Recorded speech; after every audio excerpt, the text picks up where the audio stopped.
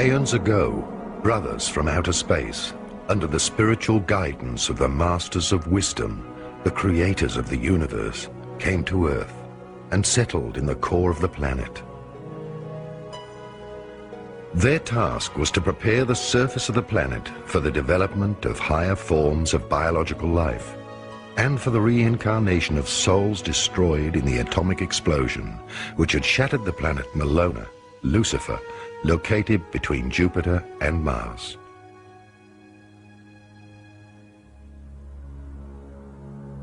These higher supralight bodies, completed humans, knew the divine hierarchy's mysteries of creation.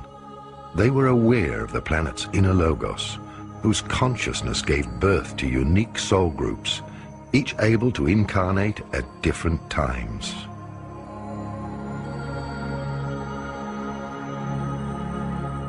Depending on their specific stage of development in each period, human souls incarnate in order to further their growth. They choose very specific life experiences through thousands of incarnations until they reach completion as human beings. In the beginning, our brothers from outer space built cities in the center of the Earth. Agartha, the Garden of Eden, was created, and many collaborators of the Galactic Confederation came voluntarily to Earth. All colors and races of humanoids contributed their genetic material, as well as their plant and animal species, to this biological genesis.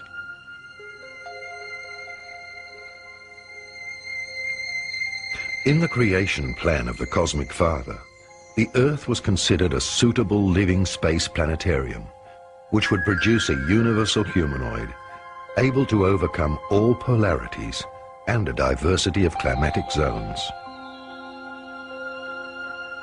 Until that point in time, there had been a great diversity of non-humanoid species taking part in the development of souls.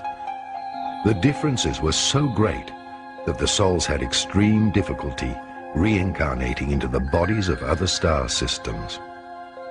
Therefore, the cosmic purpose was to establish a new experimental zone of creation, synthesizing all souls into a universal body type. The Galactic Confederation and its leaders, the Melchizedek Order, the Brothers of Light, descended to Earth to introduce a new type of human being and a planetary pregnancy. They created the human species in their own image and assisted in its genetic improvement.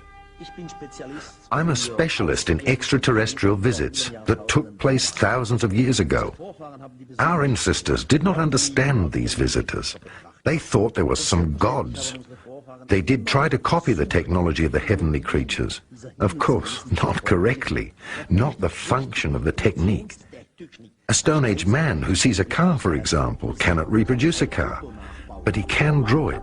He can carve it into rock. He can carve it into hide. All went well according to plan until the downfall of the angels. The reincarnating animal-like humans were improved through direct genetic intervention and in a short time span developed suitable bodies. The bodies of these creations became perfect in such a short time that souls from Melona, Lucifer, Venus and Mars, who in past times had already gone through cycles of incarnation and creation, were now able to reincarnate on Earth in order to attain completion. From that time on, two types of humans inhabited the planetarium Earth. The true immortal and physically etheric beings in the center of the Earth, who watched over creation and its evolution, and the mortal creations who purified themselves through reincarnation and developed towards human beings.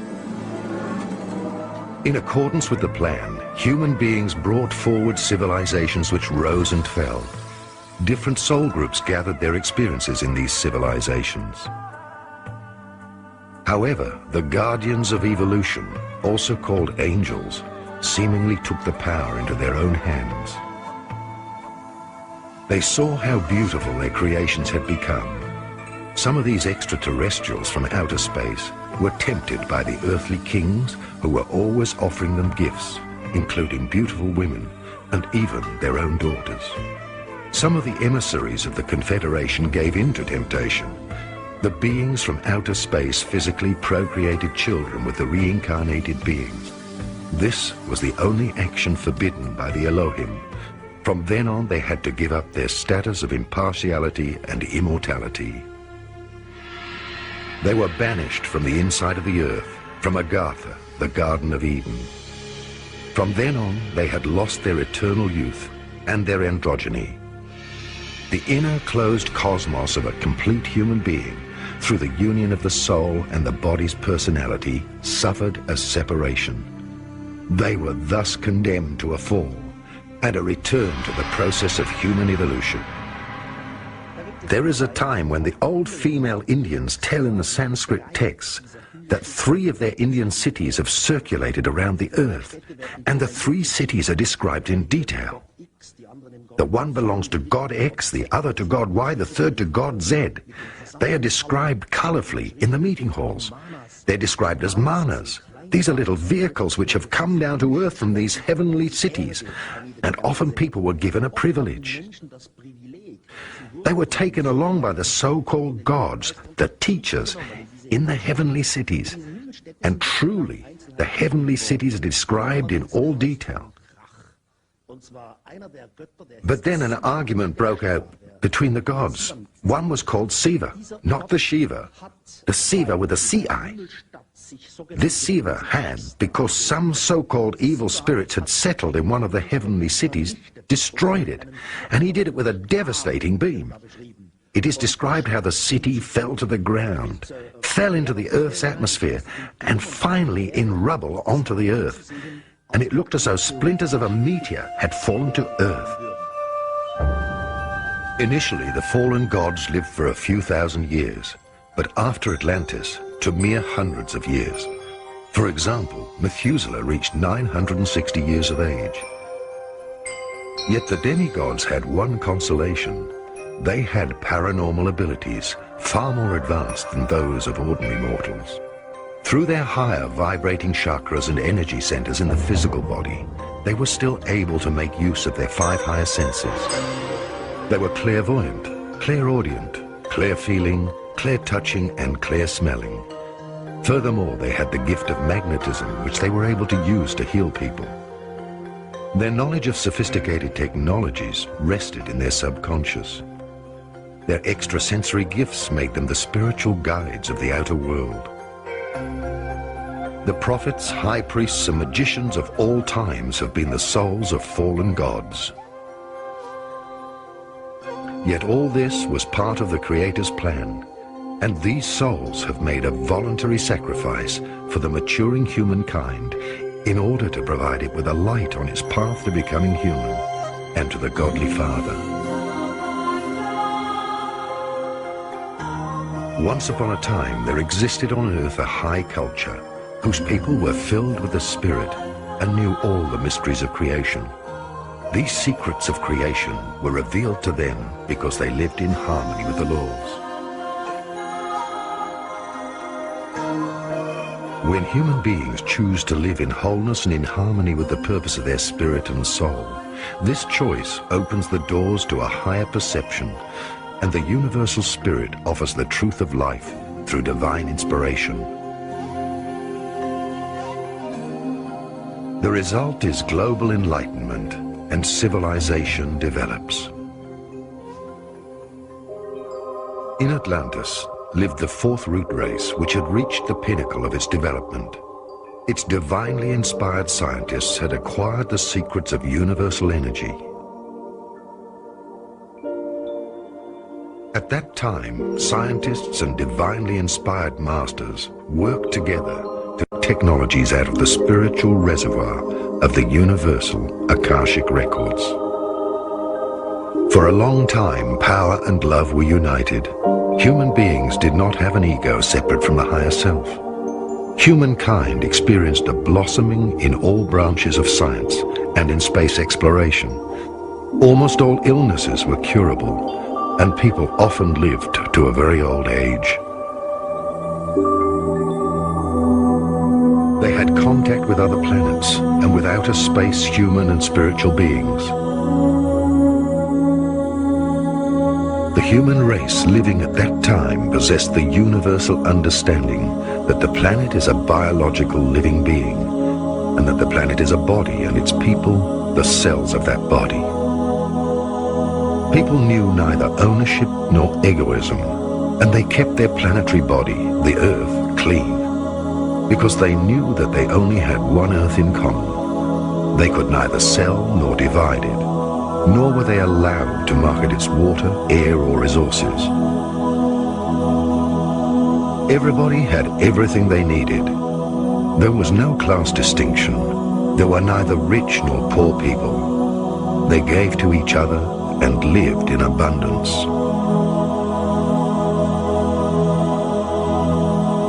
The living cosmic laws of brotherhood replaced the dogmatic religions and laws. People did not know labor. Rather, they contributed joyfully to the community with their personal achievements. Each individual's talents were encouraged. The understanding of both the inner spiritual worlds and the material outer worlds enabled the archetypes, the risen masters of wisdom, to live amongst humans and to teach them the great mysteries and initiation steps of the temple. The simplicity of the universal knowledge of the five elements, earth, fire, water, air, and the cosmic ether, formed the basis of a global sustenance. Humans still recognize that they're a part of God on earth, and that nothing exists separately from God. They were conscious that if they were a part of the creational spirit, which had been materializing for millions of years, they had to possess in themselves dormant but almighty powers waiting to be awakened. In mystery schools, step by step, they learnt to rise to a God-human consciousness. No one prayed to a separate God. They still remembered that they were fallen and incarnated angels who had to attend the school of life and be reborn until mastering and living through any conceivable experience. Until the time came when they would ascend to higher dimensions of consciousness. The masters of wisdom knew the secret of the expanding and contracting of the cyclic cosmos. In the Indian Vedic texts, it was described as the inhaling and exhaling of God. The expansion of the cosmos from the source was called the Omega cycle, since everything diverged from the source. The further the Milky Way and its suns moved away from the source, the weaker their connection to the spiritual source whence everything comes. This means that all life in spiritual decline or descent to lower dimensions slips into the third dimension of the solid material universe. Atlantis and its race were still anchored in the fourth dimension. The masters of wisdom knew that at the peak of this civilization, the cosmic cyclic plan had anticipated that the souls would move down into the third dimension in order to totally experience the forgetting of their divine source and to live through the so-called Dark Age.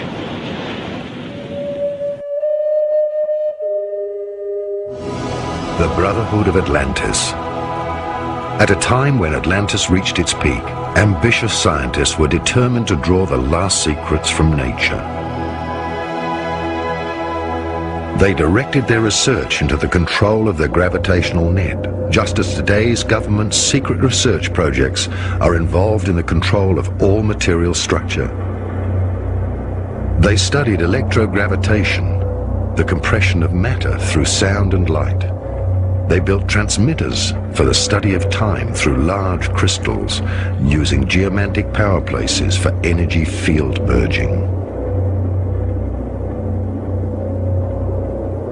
Pyramidal structures were used to communicate with higher worlds. They used science to look for the original sound from which everything came. All this was part of the creation plan until this civilization had reached its peak with its exploration of the outer world. Then Atlantis entered a dangerous phase. Until this time, scientists and high priests had been united. Only a divinely guided human being, one who thinks with his heart and feels with his head, was entitled to divulge the secrets of creation. Such a scientist and high priest was guided by God and higher spiritual hierarchies, and was in harmony with its creations. He never threatened lives through any aspirations for power. But a new dark age appeared on the earth. There were students of masters who had not yet completed their initiation, and who experimented and searched for the original sound, Urton, without the permission of the sacred council of the seven wise beings. With this, the destruction of Atlantis was sealed. Separate thinking without divine guidance, without the intuition from the heart, used for the sake of personal will and power, alienated science and the priesthood. A preordained catastrophe occurred. The Council of the Seven Wise Beings, who at that time resided physically on the earth, withdrew. The Council warned the God-chosen people and sent them to different continents in order to safeguard humanity's descendants. Everybody knows the Atlantis legend. I don't have to repeat it here. About Atlantis, you'll find an abundance of literature, about 10,000 volumes. I would say that every few years, some clever person comes along and proves that Atlantis was either in the Azores, or near Bimini, or in the Mediterranean, the island of Santorini, and so on. There are plenty of Atlantis theories and Atlantis locations, but nothing until today that can be tangibly proven. Now you ask, if Atlantis as a culture reached round the world, specialists, archaeologists would say no. So you would find their argument is not convincing. You would say that any technologically advanced culture needs some kind of metal. They would work with and melt this metal. And if Atlantis had a worldwide reaching culture, then we should have found used or empty mines of some kind of minerals.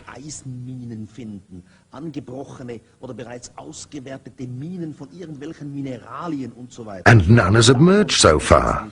And that is why specialists say Atlantis could not have had a worldwide culture. The more perfect a culture, the less it would need these kinds of minerals and raw materials as we have them today.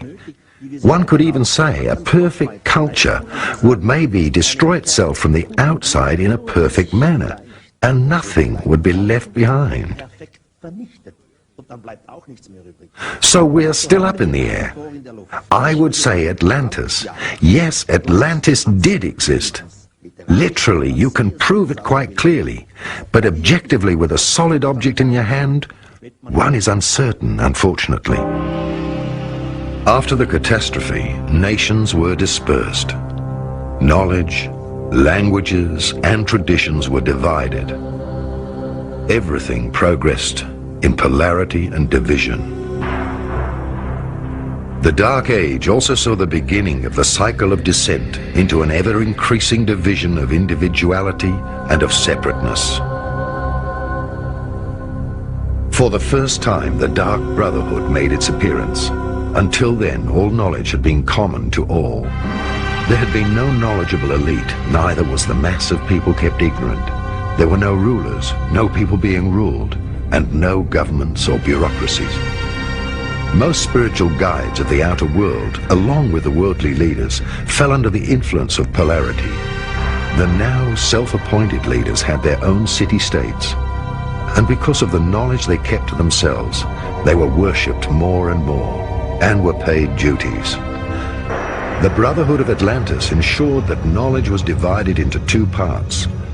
On the one hand, the exoteric knowledge accessible to all. On the other hand, the esoteric secrets only accessible to the initiated members of the Brotherhood. The saying, "knowledge is power," dates from that time. When knowledge from the ordinary people, the spiritual decline yielded darkness. Power struggles and dissension arose among the leaders of the Brotherhood, who, afraid of losing their power, used science to develop weapons, because verbal agreement was no longer possible. At first, weapons were developed for defense and later used for aggression. Governments began to spy on each other, and the first secret service agencies were founded to forestall opponents.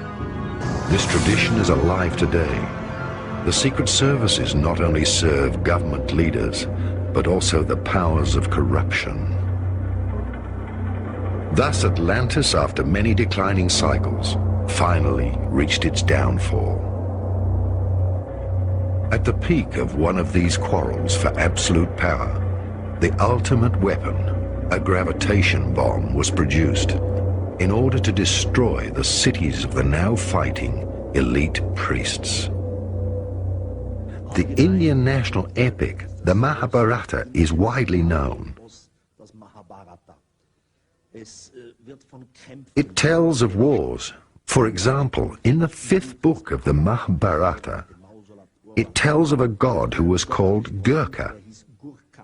And this Gurkha has thrown a single lightning bolt onto the threesome city. Then it was described in detail how the elephants stumbled around in circles, their skin hanging off them. They roared, people screamed, birds fell out of the sky, warriors tore off their armor and jumped into the water. It is clearly said that everything was surrounded by a deadly breeze, and even the unborn children in the womb died. And this is a case out of Indian mythology where definitely a bomb had been dropped, because all the symptoms have been described so precisely. Up to the Great Blow, several large cities ruled. One of them was Urd on the plain of the Taklamakan Desert between Tibet and China. Poseidon, the metropolis, now lie on the bottom of the ocean. The golden cities on the banks of Lake Titicaca, the Empire of Tula in the far north, as well as many other mysterious and lost cities, which we now know from our legends date from this time. Within 30,000 years, these cities waged destruction on each other until the final atomic war. At that time, the original sound, Urton, was created, and the gravitational web of the magnetic pole of the Earth was suddenly dislocated. A pole shift followed, the continental plates were torn apart, and floods washed most cities of this high civilization away. Da gibt's eine sehr, sehr brisante Geschichte, die eigentlich niemand kennt. There is a story that nobody really knows. As everyone knows, uranium has a specific nuclear value, uranium-214 to 235, which is needed, for example, for bombs and nuclear power stations. And this uranium must always be kept within a certain limit of radiation.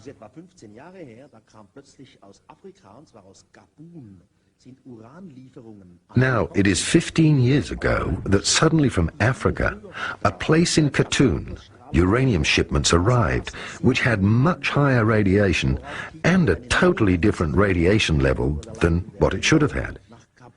As a result, many physicists under the leadership of the UNO went to Katoon, to this particular mine where the uranium came from. What did they find? It's hard to believe. A huge depot of obviously melted uranium elements. The UNO published 2 big books about it. Approximately 100 scientists are involved. They're arguing, how is it possible? In a natural way, the melting of the nucleus is impossible, but still it happened. Officially now it is kept secret. For me, this is rather a clue that a long time ago, perhaps 50 to 100,000 years ago, someone did work with uranium, used it, melted it, and created a depot. Das wiederum kann nur eine höhere Kultur sein. Unsere steinzeitlichen Vorfahren kommen dafür nicht in Frage. One part of the secret knowledge of Atlantis was brought to Egypt, another part to Tibet and India. The first pharaohs were the direct descendants of the Atlanteans.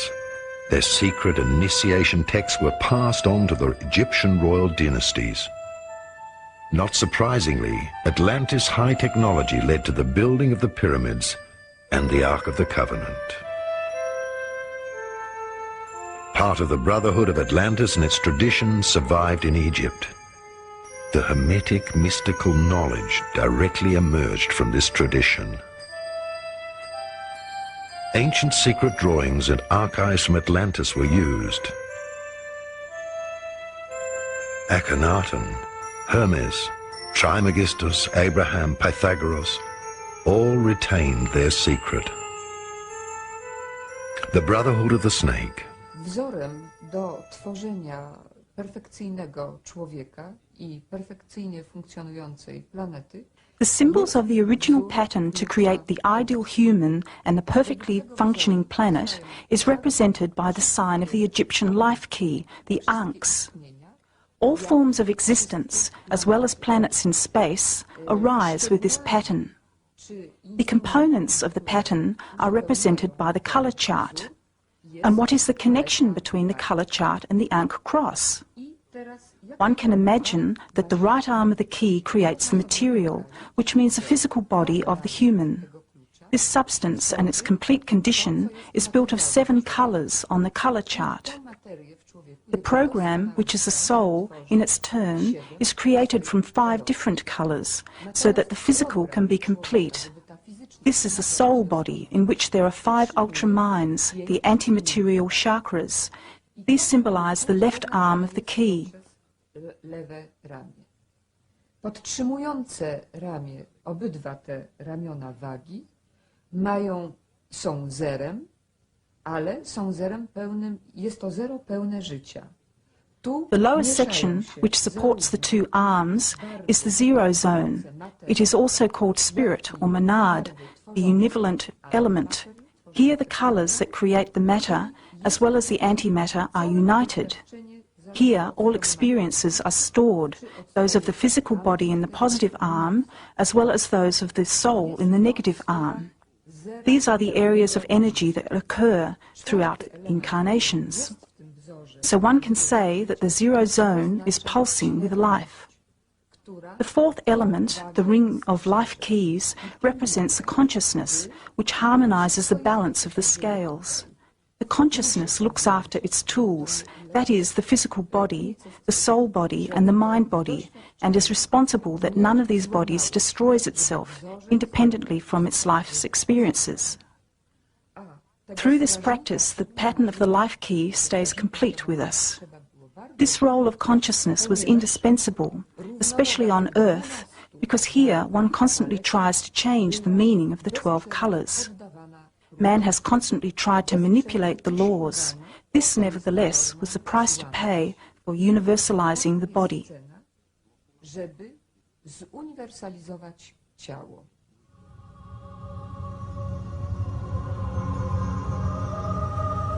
When the Earth descended into the 3rd dimension and the planetary logos, the soul of the Earth entered a new cycle of experience, humans reached the zenith of their polarity consciousness.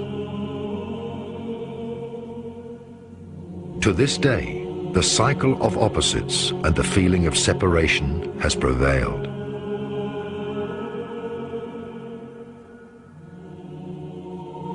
One could say that when Atlantis and its continent sank, the Earth left the 4th and 5th dimensions to enter the realm of the 3-dimensional material structure.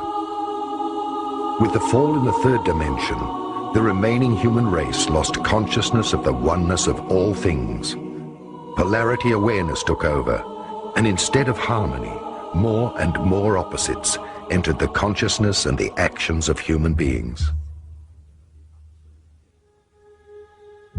Even the elite priesthood was affected, and they dogmatically defended their truths. 2 major brotherhoods arose on Earth, both influenced by Shambhala and Agartha, Together they are called the Brotherhood of the Snake. Shambhala was the seat of the evocation of the Masters of Wisdom. Agartha was the seat of the invocation of the Masters of Wisdom. Together, they embodied the universal polarity of opposites. In the outer world, each brotherhood held the other one to be the Dark Brotherhood, the Black Magicians. The battle between the polarities of the brotherhoods took place over an incredibly long period and reached its peak in the Second World War. The two opposites, the sun, Illuminati, and the moon, Luminari, face each other and struggle for power, yet neither of them can win, only overcome polarity. Humanity was influenced by these two contrasting areas of wisdom. All true governing bodies were visited by agents of these brotherhoods and were partly initiated in the evolution plan of humankind. In ancient times, the Brotherhood of the Serpent divided into the Brotherhood of the Yellow Dragon and the Brotherhood of the Red Dragon. Together, they formed the Brotherhood of the Snake. Both undertook the spiritual education of the human race, the Yellow Dragon in the east and the Red Dragon in the west. We can still find the Order of the Yellow Caps and the Order of the Red Caps and their monasteries, which date from that time, scattered throughout Tibet. The spiritual warriors of Shambhala and Agartha foretold that at the end of the cycle of declines, when the final prophecy of the spiritual battle on earth would be fulfilled, they would return to reveal the truth and herald the passing of the Dark Age into the Golden Age.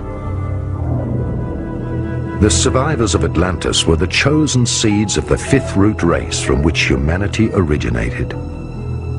Over many thousands of years, the maturing humankind went into a deep and amazing state of consciousness. The extraterrestrial carriers of light gave the surviving Atlantean priests instructions to start the Brotherhood of the Serpent. The third unknown power to influence the brotherhoods was the eagle, symbolizing the Space Brotherhood. They inspired each brotherhood and their worldly kings to build empires. All wars were instrumental in introducing new historical eras and in creating the history of the human race. It was the old game: when two parties fight, the third party and its agenda remain hidden. Thus all world leaders were led by the third power in order to fulfill the world plan of creation. The light carriers from the Federation, also called the Guardians of God, introduced on Earth a secret education program in order to guide the worldly humans in their evolution plan towards completion. They are akin to what we call in the biblical tradition the archangelic, or in the Eastern tradition the avatars or maha-avatars, those who bring the divine science or the Dharma, the teachings of light. It is from these higher levels that we will see the fulfillment of what is prophesied in the Old and New Testament with the coming of Melchizedek, Lord Melchizedek, one who initiated Abraham, as we are told in the book of Genesis chapter 14, and one of which the Christ figure in the New Testament book of Hebrews was connected with. They are members of the higher angelic brotherhoods of light who will intervene and change the world from a material-based culture under the control and dictatorship of those who control the financial, the political, and scientific power to one of true spiritual liberation. I believe this will take place in the beginnings of the 21st century, and in the next 20 years we will see rapid change and disintegration of the old rights and privileges, the orders that we have thought about historically as the mystical orders and brotherhoods assigned with Archangel Michael, Gabriel, Raphael. In the East, the great avatars will be seen as part of the Great White Brotherhood, or those who have the Christ appearance, those who have the appearance of Adam, the first parents symbolically of the human race, so that we know our identity. We know our cosmic origin. We know our cosmic future. We must avoid contact with these lower forms of manipulation, control, and power. At times, the Brotherhood sent messengers to Earth with secret missions. They sought out the spiritual heirs and the worldly leaders of the different epochs and gave them new instructions. The Count of Saint-Germain appeared across several centuries in Europe and finally disappeared during his journey through Asia. The decline of the human consciousness after Atlantis was part of God's deliberate plan in order to move the souls towards completion. Nothing could hinder it, because the web of the planet's basic energy and its electromagnetic radiation increasingly distorted the consciousness of people. Whenever the time was right, they brought new consciousness impulses to the leaders of humankind. This happened through the messengers from the cities of the inside of the earth. Some came as incarnated masters, others as emissaries. Since the destruction of Atlantis, the Brotherhood of the Illuminati prevailed. It started as a sun supremacy with all its masculine attributes. All Western cultural circles carry the symbol of the snake, the pyramid, or the obelisk, which point to the masculine power of the cosmos. Churches and high-rise buildings in our civilization indicate the strength of the male omnipotence. The Sun Masters are the architects of all Western cultures and are now striving to reach prominence through the ruling of the global world order. They all serve Shambhala and work with the Red Dragon, the red-capped Tibetans who are the worldly representatives of Shambhala. The aim of the Brothers of Shambhala, together with their worldly leaders, the Illuminati, is to establish a global world government. The Brotherhood represents the earthbound powers, the Omegapole, the builders of matter. World politics and religions have the same objective. They obey some brotherhood or priesthood, using different means to obtain this single objective. Hence, since the battle in Atlantis, the Brothers of Shambhala have led the spiritual elite to build diverse world empires. Who are the Illuminati? That's one of the most interesting questions that one would never find answered in the academic textbooks. In the information about it is missing from the public libraries. However, after years of research and primarily association with the large American dissident political community, I have discovered for myself knowledge and books that normally is simply impossible to get. It has been deleted from the public libraries in the best Orwellian tradition by the Illuminati themselves. Whether the Illuminati are the topmost layer of the secret societies on the planet is not that important a question. There may be other levels above them. What is important is that the Illuminati are the interface between the secret societies, this pyramid of secret societies on the planet, and the extraterrestrials above them. There are many books that indicate that, let's call it the Politburo, the Illuminati has members that are either extraterrestrials that beam down for every meeting, or even the rumor is that Lord Maitreya himself may be materializing for some of the more important meetings that they have.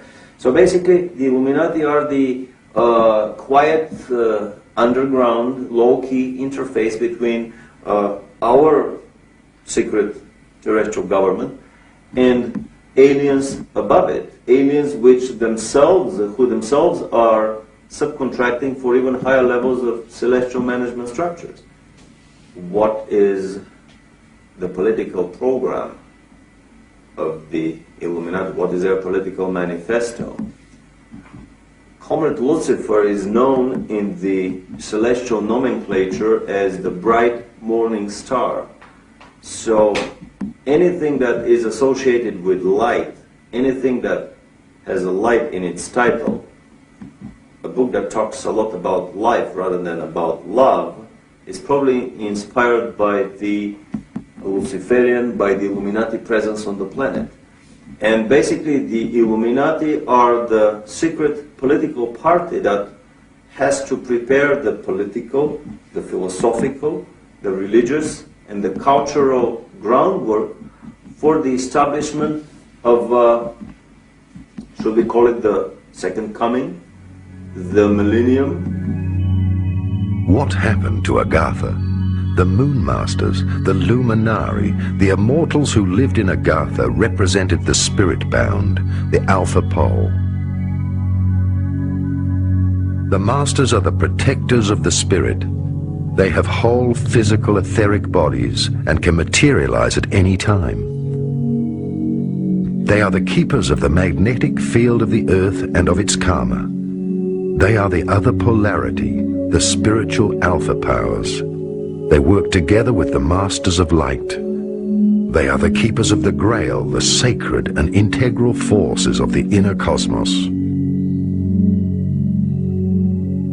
The sacred fire holds the 7 original energies which flow in the 7 chakras of the earth and in every living being, organic or inorganic, as the spirit in matter. As such, it manifests as the building plan of God for the world's era. Agartha exists as the physical etheric city and conceals the opposite poles of the Brotherhood. The Masters of the Moon are the cosmic feminine powers, the spiritual strength, the inner life force. During the Dark Age of the last 26,000 years, the 7 wise bodies from Atlantis, Kumaras, withdrew to Agartha. They formed the negative pole of the inner world and served the progressing outer humanity, serving as a lever. They now have completed their work in the inner world. They knew also that their deliverance was coming at the time of change of polarity, which would bring to an end the cycle of learning for humanity. What have we discovered in our research with numerous of my friends about the inner earth? That is, I have to admit, one of the craziest stories that I have been struggling with over the years. However, there is a consistent body of information and research that possibly a lot of these stories are true.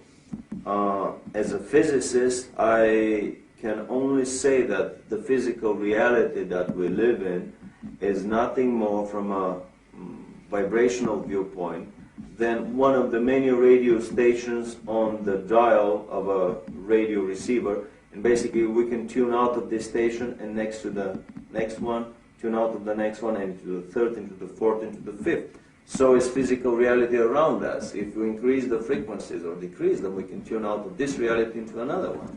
So it is quite possible that the hollow earth is an entirely valid story from the viewpoint of physics and science, if we're talking about a reality in a different dimension, dimension-wise or frequency-wise.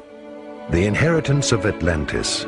Many thousands of years went by, entire civilizations grew, and the souls experienced what it is like to be human. The eagle and the Brotherhood of the Snake watched over the evolution process for thousands of years. The initiates were the keepers of knowledge and were bound to pass on knowledge only to the spiritually mature through initiation and ceremonies. Thus, many different brotherhoods emerged with the aim to promote the process of maturing of humanity. The Brotherhood's mission was to watch over knowledge until human beings themselves were able to draw knowledge from their own inner selves. Indeed, knowledge without experience is dangerous. Every human being had to grow to the present day in order to become the foundation of the human God. The complete human being is the spiritual law of God incarnated. Every era was the manifestation of a different virtue. In each culture, through the descended avatars, humanity was given a new virtue as a foundation for its human completion. The last avatar, Jesus of Nazareth, manifested unconditional love. The new and last avatar is an avatar group, a group of advanced souls who will all spread the same message on Earth, the avatar of synthesis or of ascension. The avatar group introduces the age of Aquarius, in which human beings redefine themselves and recognize that they are one. The brotherhoods created all world religions under the guidance of the spiritual hierarchy. They promoted all trends arising from humankind itself. They impartially encouraged all 12 black virtues and 12 white virtues in order to create a playing field of experience for becoming human. For researchers that have been investigating the extraterrestrial presence on our planet, it is very obvious that life did not develop alone and on itself on this planet, but that it was influenced by the presence of hundreds, probably even thousands of extraterrestrial races and visitations over the last, let's say, several 100,000 years. On top of that, it is possible to realize that these extraterrestrial visitations on the planet and the races behind them are loosely grouped into different philosophical and, let's call them, celestial management structures. So on our planet, which has the influence of at least several major such management schools, we see the competing influences of these presences, and we see these gentle attempts at arm wrestling over the table of these management hierarchies to introduce their concepts, their viewpoints about the racial development on our planet, about the philosophical, about the political, and about the cultural development. Human beings have the option to choose the virtue they want. They are responsible for the games they play in becoming human. The Earth, the physical cosmos, was only created in order to experiment on the physical manifestations of matter. Everyone believes that his intention and point of view are always correct. True goodness and true love are always selfless actions, which have no origins anymore, and come from the freedom which dwells in the completed human being. Selfless action never arises to suppress the negative pole, nor to embellish or improve it. Selfless action, a positive action, is worth more than 1,000 words on love and on improving the world.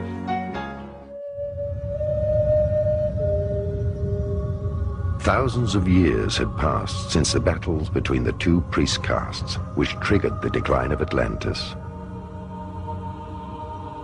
The mysteries of Atlantis and its magic era had been forgotten for a long time. The invisible forces of the spiritual hierarchy and the Space Brotherhood secretly introduced a brotherhood to erect a chain of world empires. Entire civilizations have risen under the secret guidance and inspiration of this brotherhood. All the secret societies constructed the world's temples and cities, while God erected his temple, man, who had reached maturity in the playground of infinite experience. In ancient Egypt, the Brotherhood of the Snake had been in power for a long time, when arguments originating from the old conflict between the two brotherhoods of Shambhala and Agartha from Atlantis arose and flared up time and time again. This came to a climax in an argument between the Babylonian and Hebrew castes, in which both argued that they were the god race of the extraterrestrials. Thousands of years went by in which the same game of power and polarity opposites took place. Finally, the Hebrew Brotherhood on Shambhala's side won against an Aramaic branch of Agartha, with the help of Atlantean high technology, such as the Ark of the Covenant. During the entire time frame of the Old Testament, from the flood to Abraham and Moses, who received new guidance from God guardians, There was a brother war between the scattered Aryan castes of Atlantis with their ever lower descending consciousness. Thousands of years went by, and the Hebrew caste system with its tradition of lodges blossomed and freed itself from the high priest Egyptian power.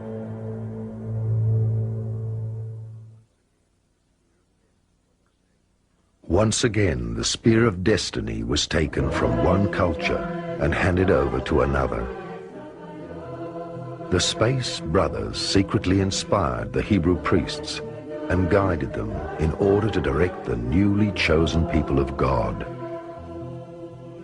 The Hebrew leadership role strengthened, and generations grew up under the influence of the deep mystique of the Hebrew initiation scripts and ceremonies of the rabbis. The prophets told the priests that they could foresee the birth of a new Messiah who would bring a new age. The prophecies also said that the Messiah would have incredible abilities and would be more powerful than all the world's kings. So the Hebrew Brotherhood knew for a long time approximately when the Messiah would be born, and they were very afraid to lose their spiritual and worldly powers. No wonder King Herod, when he heard of the birth of Christ, sent people to look for him. The Brotherhood feared that their power would be taken from them. By the time Christ started his work, visiting the scriptural scholars and making it clear to them that God's life was in the inner life of man and not in their dead scriptures, the end of the magical era of the Atlantean Brotherhood was not far off. From Atlantis' dark age to the rebirth of light, the path of becoming human was long and cruel. Through thousands of years, the Brotherhoods worked undercover in all cultures. Thus we can trace their paths to Egypt, to the Holy Land, through Greece to Rome, and in all European royal courts. In recent times, they sent their leaders to new countries, such as America and Australia. Today, there are very few countries which have not been led from the outside by the old world order of the Brotherhoods.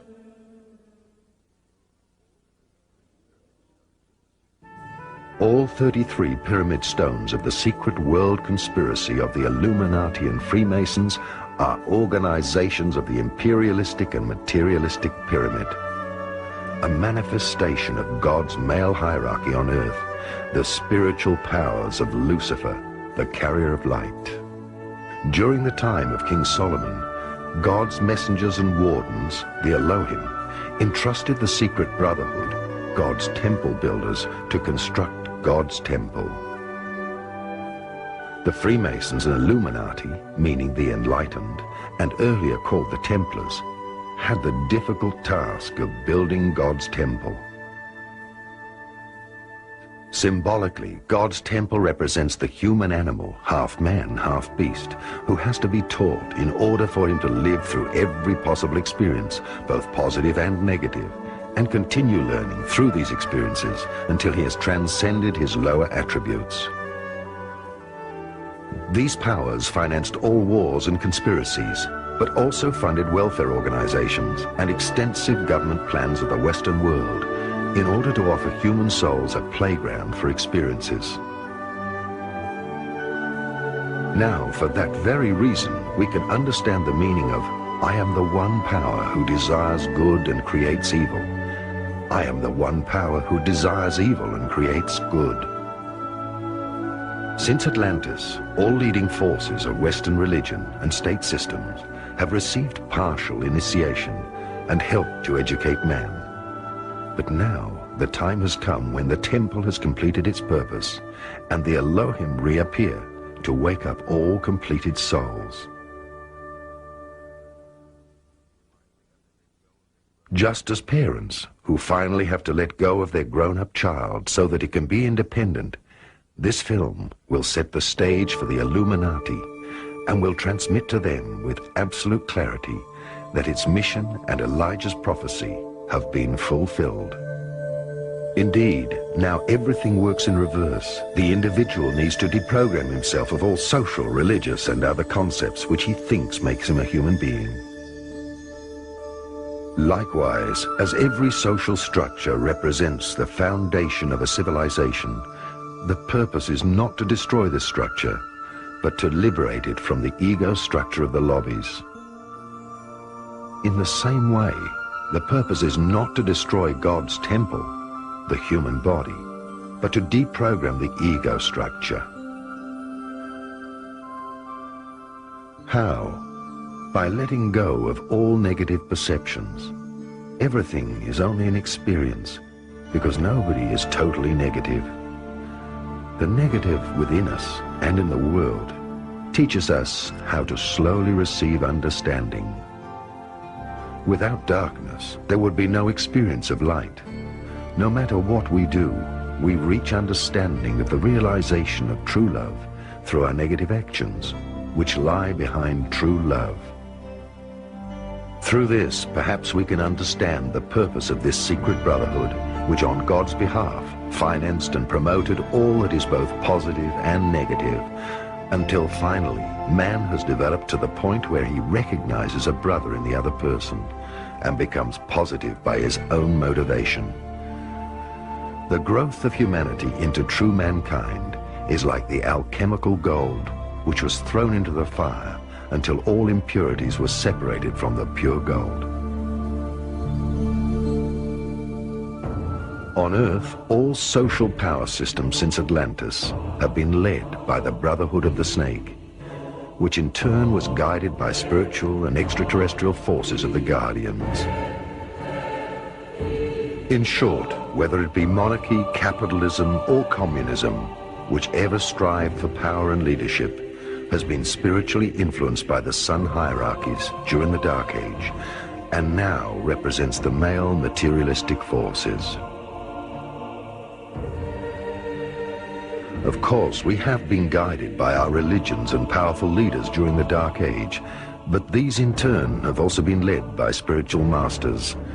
Many people of lower grades of initiation do not even realize that extraterrestrial and cosmic influences of the sun hierarchies have been placed at the top of the pyramid of the lodges.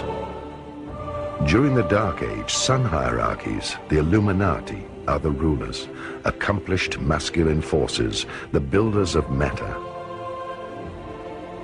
In the last Golden Age, moon hierarchies, the Luminari, the accomplished feminine cosmic forces, ruled and brought matriarchy. The completed souls of the next cycle unite within themselves the sun and moon, which is symbolically a marriage of mind and matter. The union of man-ego and woman-soul within a human being leads back to immortality. In the future, the higher self will be a human being on Earth. Christianity and the Templar Order. Each time it was written down, the true revelation of the divine was falsified, because every testament always represents an interpretation of that not experienced. This is how the world religions originated, with all their different sects, which strictly followed dead words to the letter and were misled from generation to generation further away from the truth. After Christ's death, his words were wrongly interpreted also, and in parts purposely falsified.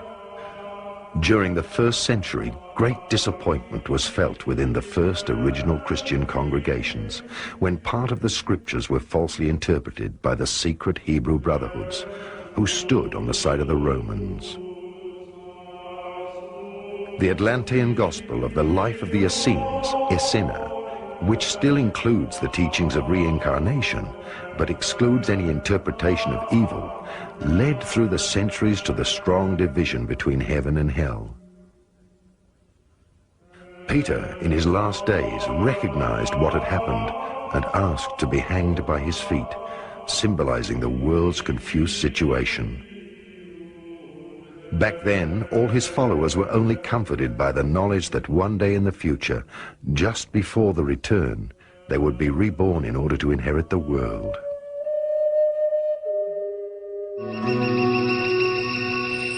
Now is the time. This is the last message before the Christ comes back to earth.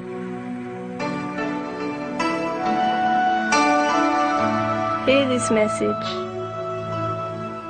For a long time, mankind has been hanging on the cross.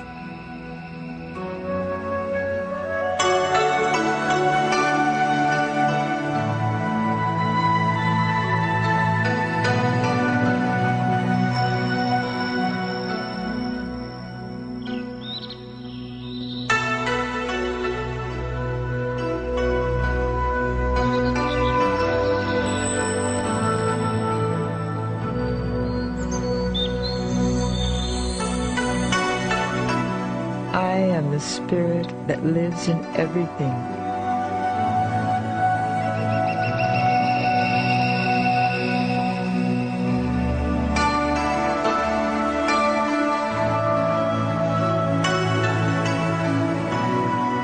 I am the voice in the cosmos, in the wind, and in the nature of all that is.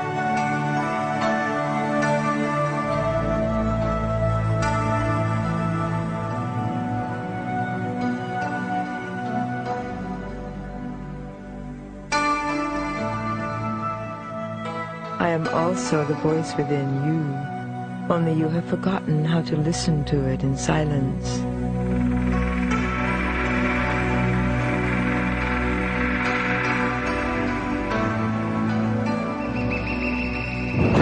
So listen now to the message on the outside, which is important during the last days of this old world, because every ending is also a new beginning. As a spirit of this planet, you are a part of my being, as much as I am a part of you. Through you, I have lived thousands of lives to gather my experiences. Concealed within you, I have experienced innumerable cultures and personalities within the eternal cycle of life. When life reached its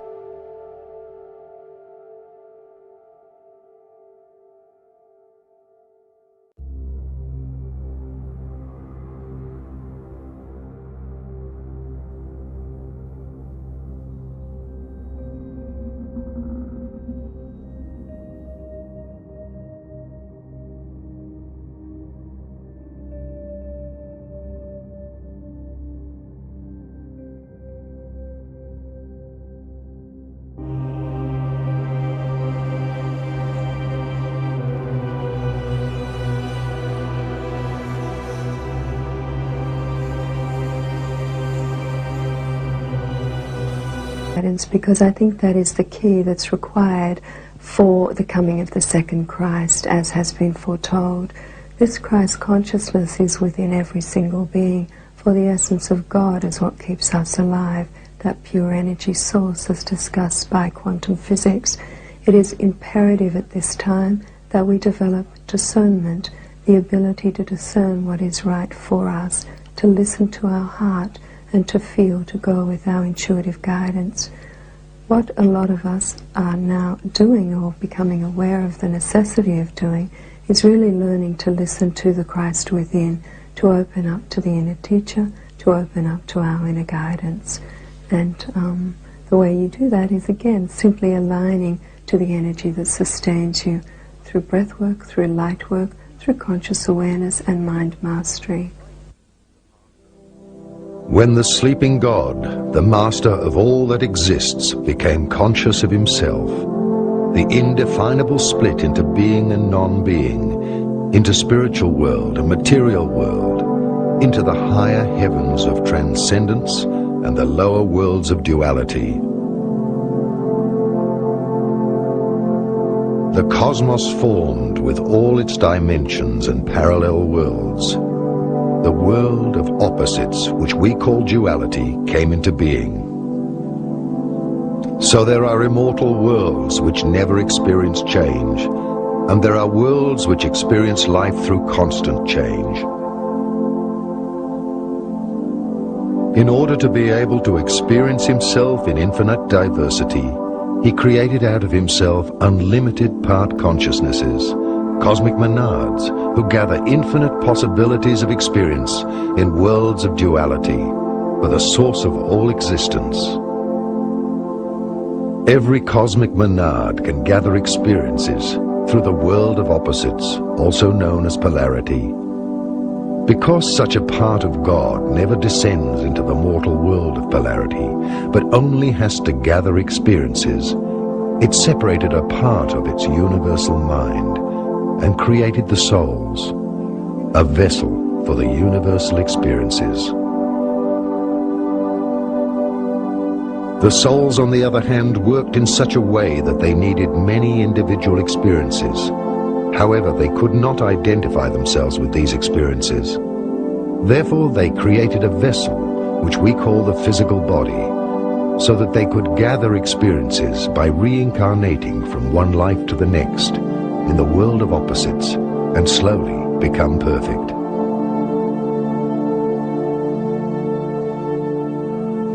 This parting is the rising of the cosmic Christ, or the cosmic crystal, which grows during the exhaling cycle of the source. One could also compare the growth of the cosmic cycle with the tree of life.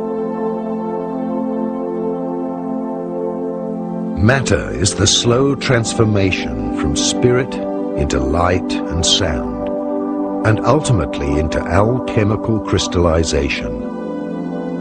We are condensed shapes of light, like leaves of a tree, which after falling in autumn are reborn in springtime. Our experiences are preserved in the souls. The cosmos is like a school with many classrooms, and therefore there are, as in a school, different grades of maturity. These grades of maturity of the worlds are separated by different levels of vibrations of matter in different dimensions. Thus, different material and spiritual worlds may exist in one place simultaneously. The physical eye, which perceives everything on the frequency of the three-dimensional world, can see only the three-dimensional world. There are 12 planets in our solar system, 7 on the material frequency, which are inhabited by higher developed beings, and 5 inhabited in the spiritual dimensions. Good afternoon. We are here. It is our pleasure to be in your reality once again.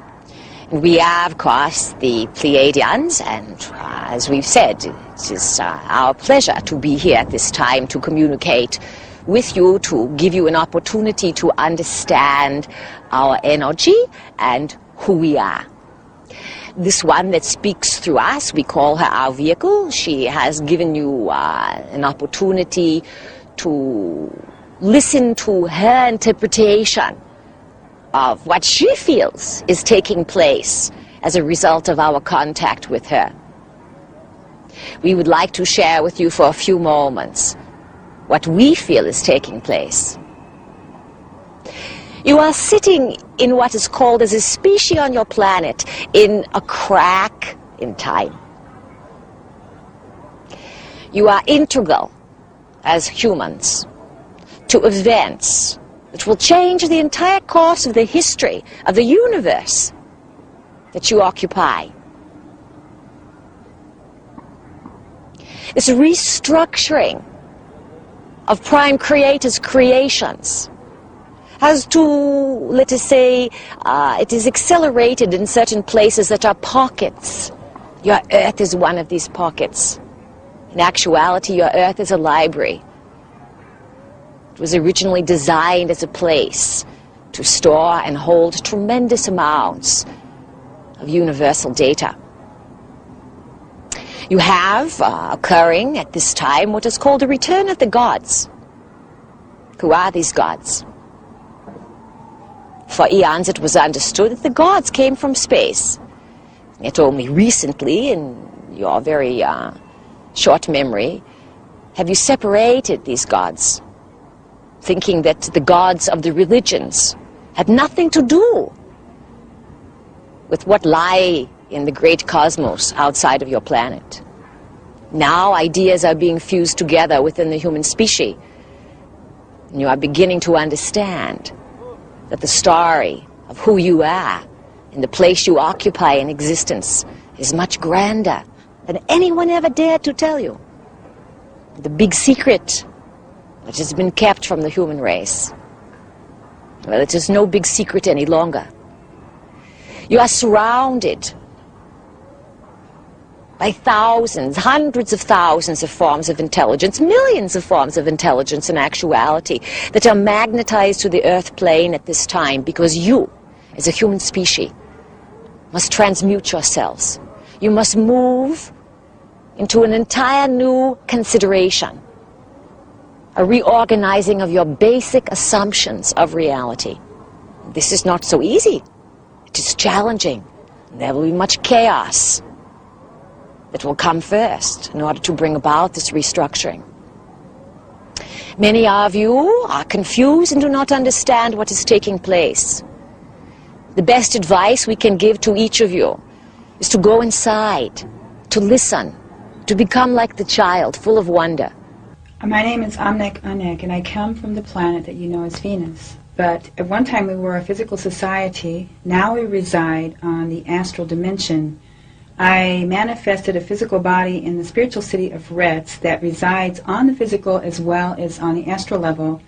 And 1955, as a child, to come into your societies, and I walked to a spaceship with my uncle Odin, who was also manifested a physical body to work as a scientist here. And together we came, and there I resided on Earth for a year in a temple in Tibet that is used by the aliens to adjust to the physical gravity and to the environment here.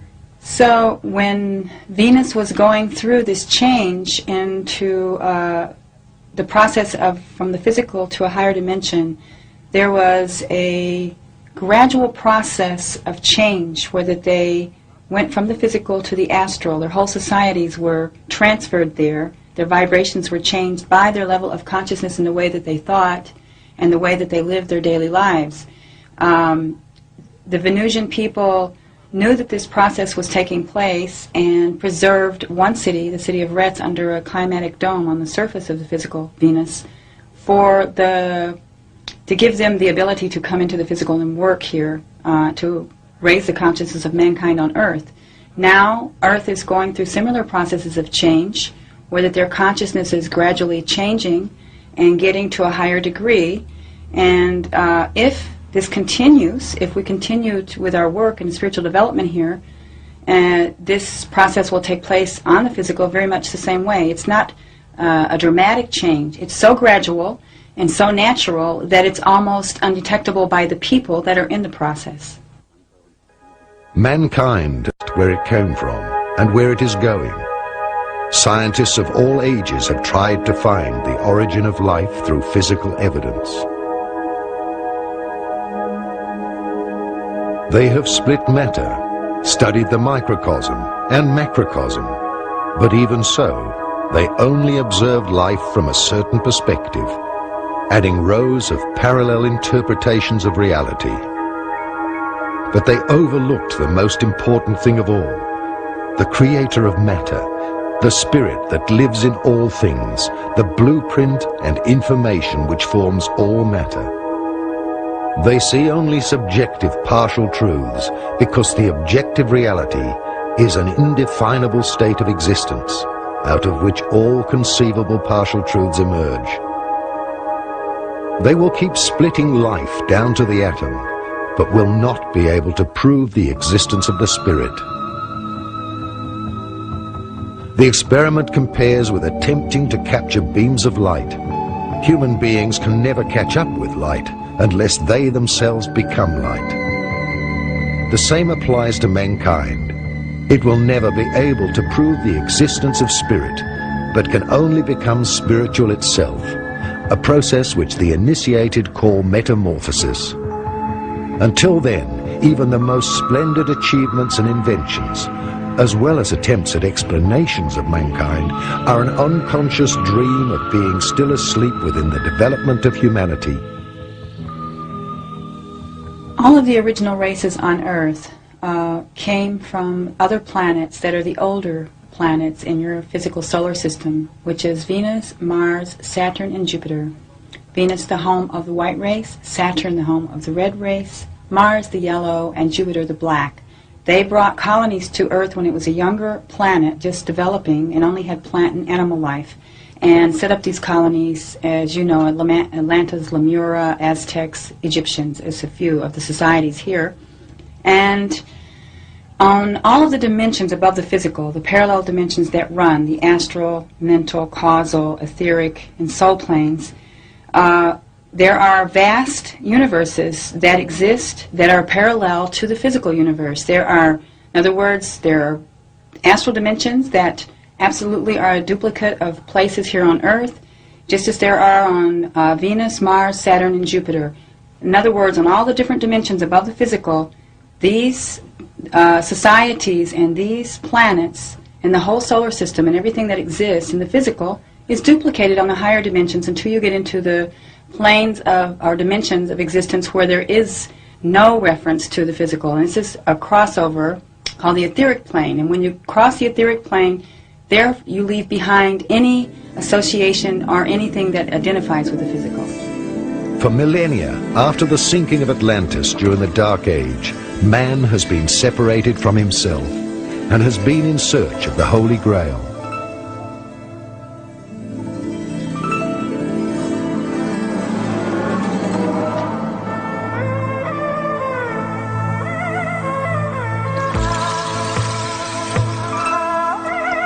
The Holy Sacral, also called Grail, was man himself. Man himself is the holy container into which the Spirit of God flows. For thousands of lifetimes, mankind's developing soul has searched for itself during the descent of consciousness. Nations and people have been the classrooms of reincarnation in order to develop until that point in time where we enter again a new golden age, and where man and God are reunited. In the New Testament book of Acts, at the time of Pentecost, there are flames of fire that appear over the heads of the apostles. This is a type of manifestation of the light body. In a very small way, it is the opening of the light over the head. The early Christians on Ash Wednesday used to mark the forehead with ash, symbolic of the power of the inner spiritual eye to use the light. In the fuller context of ascension, in the mystical traditions of Christianity and the mystical German thinkers and philosophers, a time would come about that through divine grace, the outpouring of the Holy Spirit, the Heilige Geist, would allow the light to come around the body and wrap the human recipient or the believer with such power of light. Here we call this light superluminal light, or greater light than the conventional or common light, which such power and majesty that that person can go directly into the higher dimensions. This is normally called the rapture or the ascension process. It is clear that in the context of ultra-terrestrial intelligence, large members of the human race will experience through the tongues of fire, or the miracles of the Holy Spirit, or the conjunction with the ultra-terrestrial forces of divine intelligence, the upliftment or the ascension into the higher Christ race of the universe. Therefore, becoming human has only been a cycle in order to gather new qualities for the cosmic source through suffering and happiness. And once again, we have arrived at the end of a cycle of the cosmic plan of humanity. The survivors of the inner and outer period of cleansing, which have already started, are the seeds for a new spiritual mankind, which will emerge from all nations. It will be the first root race of the fourth planetary cycle, which will rise again into higher consciousness. For some, it will be like the past sinking of Atlantis. For others, like a return, a rising of Atlantis and of its teachings of wisdom. Because fundamentally, every event can be viewed from two sides, from a positive side or a negative one. Even the slightest change in the universe is being guided by the cosmic plan of evolution. The limited human mind fundamentally fears any change, and its biggest fear is death, the wall behind which it cannot see. But nothing gets lost in nature. All elements only change into different, more refined states on their return to the light. So mankind is on the verge of the greatest changes within this planetary cycle, a global metamorphosis. And the Mayan calendar has never erred in all the years that it existed.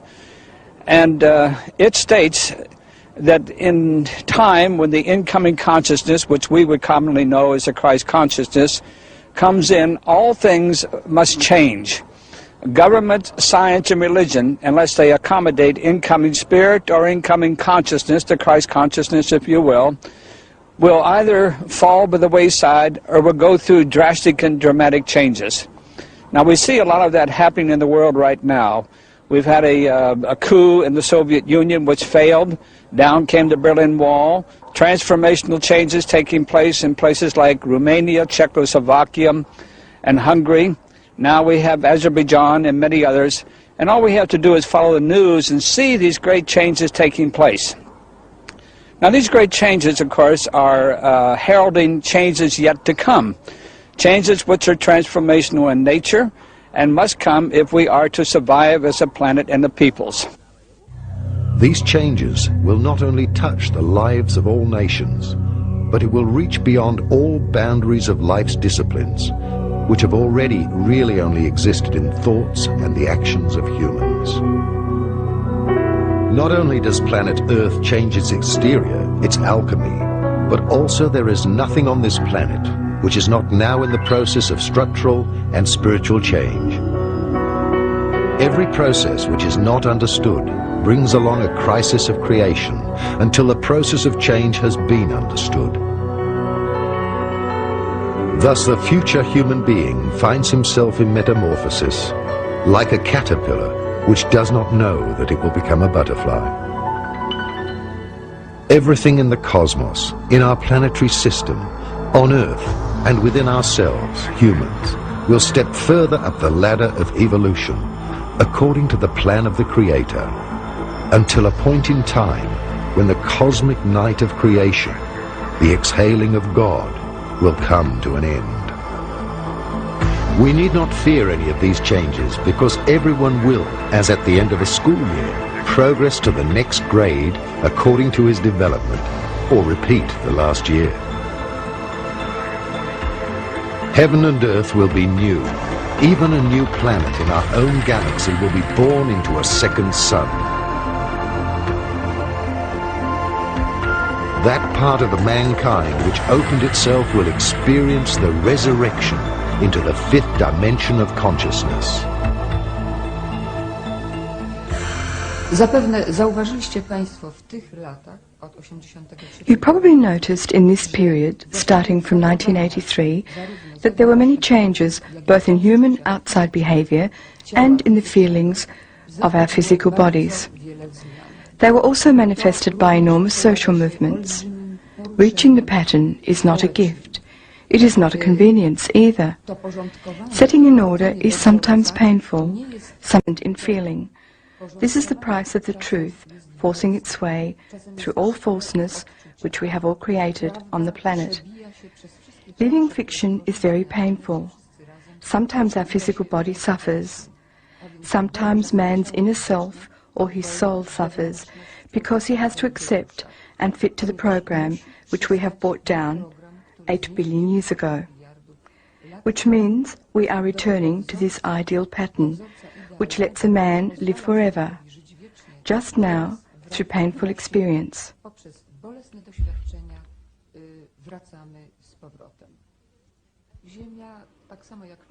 The earth, as well as mankind's introduction to the pattern, entered the final period of metamorphosis from the 3rd to the 4th of December 1983. This process will be finished finally in the year 2000. These last years are the time of enormous inner turbulence in mankind and in the planet, because the Earth, equally as mankind, has emotional, mental and physical bodies. The Earth has to come back to the pattern, in other words, to the spherical form. It is logical then that the Earth will undergo quakes, floods and other disasters, but not as an expression of some God's punishment, but simply as a process of coming back to the primary pattern. Nie jako wyraz kary jakiejś boskiej, ale po prostu powracanie Ziemi do jej pierwotnego wzorca. The Mayan calendar and many prophecies of ancient prophets and cultures predict the transition from the Dark Age into the new Golden Age to happen by the year 2011.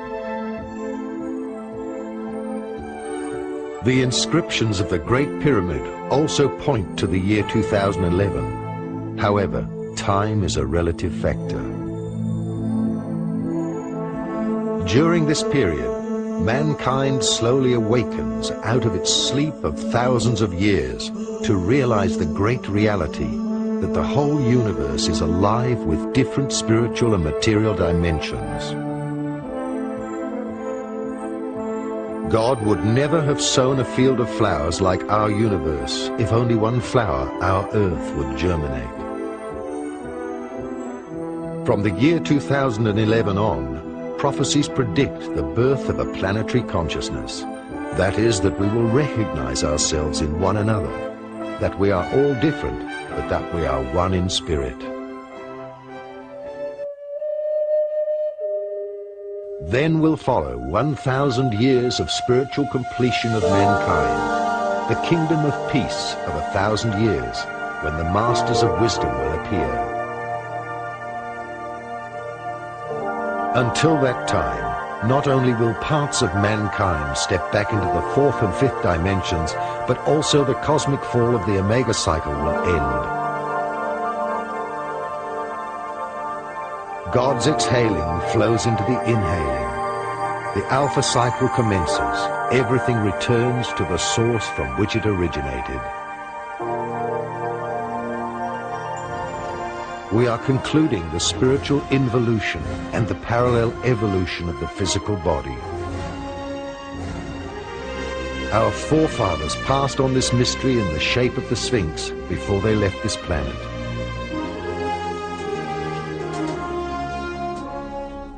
The descending spirit of the sun, also called soul, embodied in the human beast, has experienced the crucifixion of the soul through reincarnation.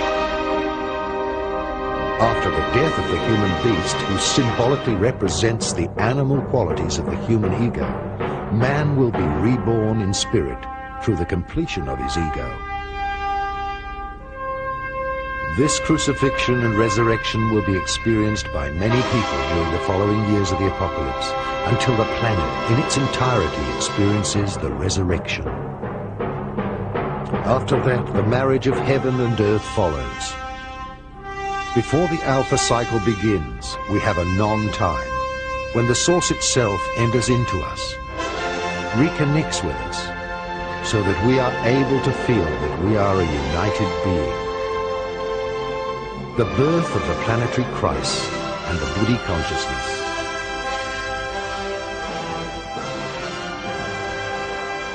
The return of the Christ, the return of the teachers of the worlds, the returning of the extraterrestrials, or heavenly master teachers, therefore all point towards this event. The planetary birth of the Christ consciousness, the neural webbing of mankind into a collective consciousness. However, until the conclusion of this quantum leap into the seventh dimension, the greatest changes will happen on Earth.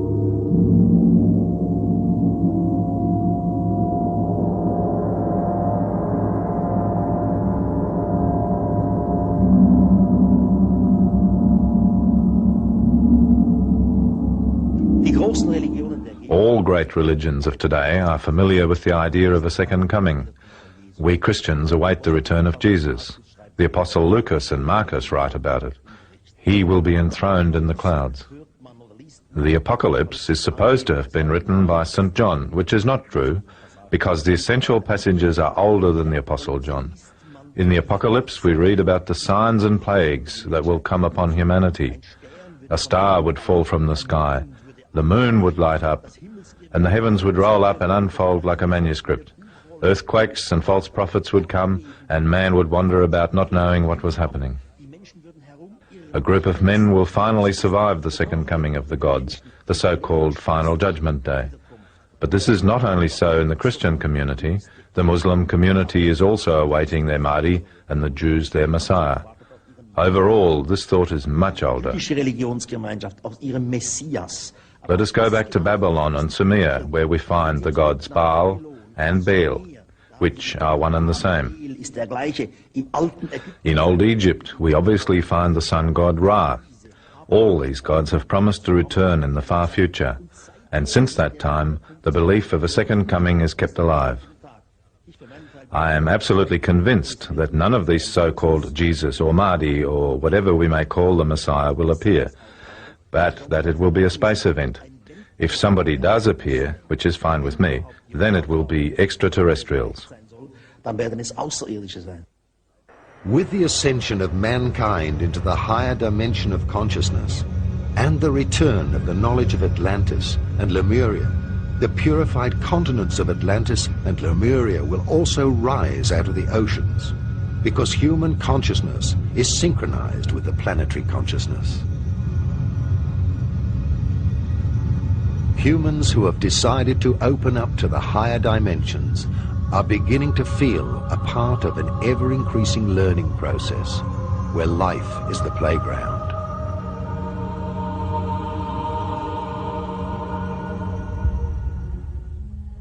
On the other hand, humans who have subconsciously decided to remain in the third dimension with their consciousness will not feel any great changes within themselves.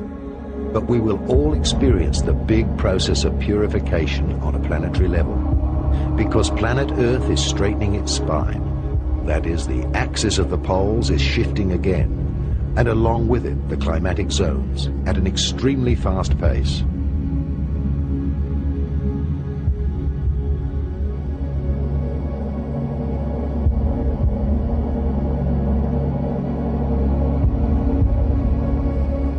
The shifting of the poles has already begun. New cosmic energies will then flow through the spine of the Earth, that is the axis of the poles, and be distributed across the electromagnetic field of its aura. A pole shift can have different effects. We cannot say for sure because we have never observed it on Earth. But the fact that Earth is a gigantic magnet indicates that if it shifts its poles, the inner Earth will be slightly unbalanced. Kann es durchaus sein, dass das Erdinnere ein wenig durcheinander kommt. It may lead to volcanic eruptions, landmass shifts, or earthquakes, and of course tidal waves both enormous and small. Naturally, we must distinguish between the pole shift and the axis shift. Because Earth spins like a top, it is almost impossible that the axis would shift. In any case, we can't make a scientific statement about it. Theoretically, it would seem that an axis shift would be possible, but by whatever process, the Earth crust could shift, and for man on Earth, this would have the same effect as an axis shift. On the basis of scientific research, we can say that many such pole shifts have happened during the last 80 million years. They have occurred in a variety of frequencies. The most pole shifts we have had in 1 million years were 4, but there were also 1 million years where we only had 1 pole shift. So the frequencies of the single pole shifts are subject to fluctuations. Das ist also in großen Schwankungen unterworfen, die Frequenz der einzelnen Polflips. The great flood in the Bible, which is known to all people, could be explained with a pole or axis shift. or a shift of the Earth's crust through which enormous waves of water, hundreds of meters high, could develop. Bei dem es unter Umständen sehr große Wasserwellen und hunderte von Meter hohe Wogen geben kann. My observations with this device go back over the last 10 years. During that time, the strength of the magnetic field has reduced by around 4 degrees. 4 Grad reduziert. As the old prophecies have already predicted, the wheat will part from the chaff. Those people who can adapt to the faster flowing energy by extending their consciousness will survive the purification process. Those people, however, who desperately cling to the old reality will have difficulties adjusting their bodies to the faster frequency. Therefore, their process of aging will be accelerated. The great purification will divide mankind into 2 big groups. Those who will consciously want to recognize the Spirit in its entirety, and the others who will continue to believe only in the things visible and provable, and therefore will exclude themselves from the opening of higher dimensions of consciousness.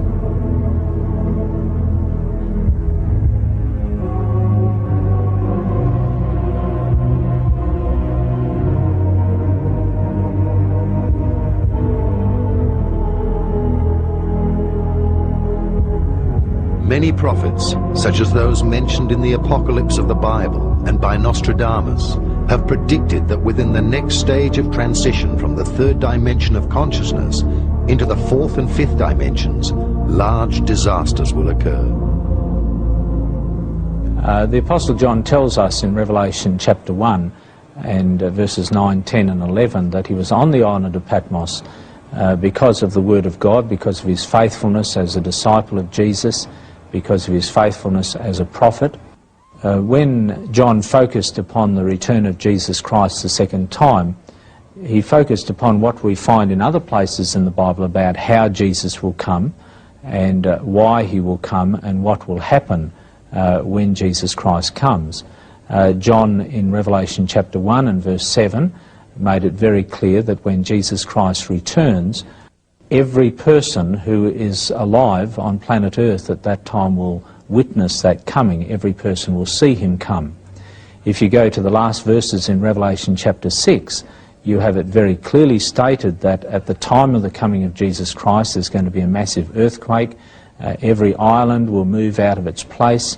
John uses the word saying that the heavens are going to roll back, as it were, and the glory of Jesus Christ and the Father is going to be revealed to people. Many people will be absolutely terrified by that event, and we read in Revelation chapter 6, in the midst of the earthquake and the sun going dark and the moon turning to blood and stars falling from heaven, you read of people who will be terrified and will be crying out to the rocks and the mountains, fall on us and hide us from the face of him who sits upon the throne and from the wrath or the judgment of the Lamb. The term Lamb is a symbol of Jesus Christ throughout Scripture. And so you read of the coming of Jesus Christ at that time. And then, of course, in answer to that question, who will be able to stand at that time, which is the question asked at the very end of Revelation chapter 6, you have the answer of Revelation chapter 7. You have those spoken of as the 144,000, those who receive the seal of the living God upon their foreheads, and you read of them further as the great multitude as you read through Revelation chapter 7. A very detailed description of the coming of Jesus is given to us in Revelation chapter 14, verses 14 to 20, where the coming of Jesus is described as a harvest. If one compares all the prophecies of writings such as the Bible, the secret revelations of John, the Quran, as well as writings of recent seers, and well over 100 appearances of Mary until 1987, a shocking scenario of 3 large world events emerges. The 3 great judgments of the world stand for 3 large world wars, which in turn are fulfilling the group karma of whole nations. 2 of these world wars have already occurred. Many believe the third will not happen. But what is the contribution of each individual so that the divine in its grace extinguishes the karma of each individual and of the nations?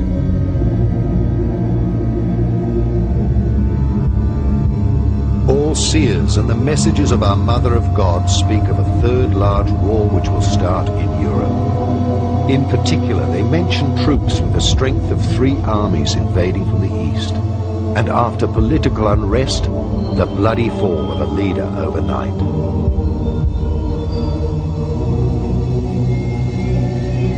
It is said in these prophecies that within a very short period as many people will die as in the First and Second World Wars together. Europe's capital cities are predicted to burn during a limited atomic holocaust.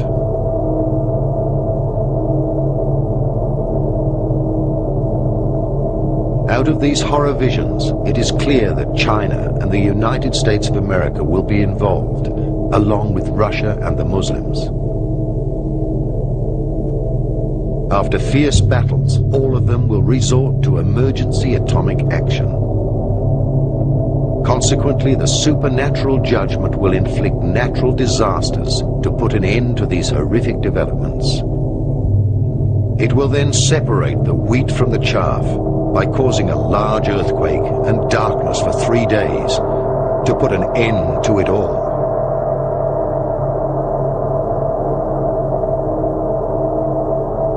A worldwide internal fire will be felt and seen by everyone, and the fall of deadly dust has been predicted to accomplish the remaining cleanup of the karmic execution. There are prophecies in the book of Revelation about a big fire that will cleanse this earth. A very dramatic representation is given in Revelation 19 and 20, near the end of the apocalypse. In Revelation chapter 19 we read of the coming of Jesus, pictured as him riding on a white horse, a crown upon his head, and he's coming forth as King of Kings and Lord of Lords. And he comes to execute judgment against the beast and the false prophet. In other words, the 2 beast powers that are described in detail in Revelation chapter 13. The beast that comes up out of the sea is described as the beast, and the beast that comes up out of the earth in Revelation 13 verse 11 and following from there is described as the false prophet. And we find Jesus coming in Revelation 19 executing judgment upon the beast and the false prophet, and we read of them being thrown into a lake of fire at that time when he returns. And then at that time we read in Revelation chapter 20 that the dragon will be taken, thrown into a great abyss, and be held in that abyss for 1,000 years. And during that period of time, the dragon, described also as the devil, the deceiver, or Satan, will not be able to attack or deceive any person who is alive at that time. And then at the end of this 1,000 years, as you come through to the latter part of Revelation 20, you find that Jesus is pictured as returning to this earth, and he comes with his people, and a lake of fire comes and envelops the whole of the earth and purifies this earth.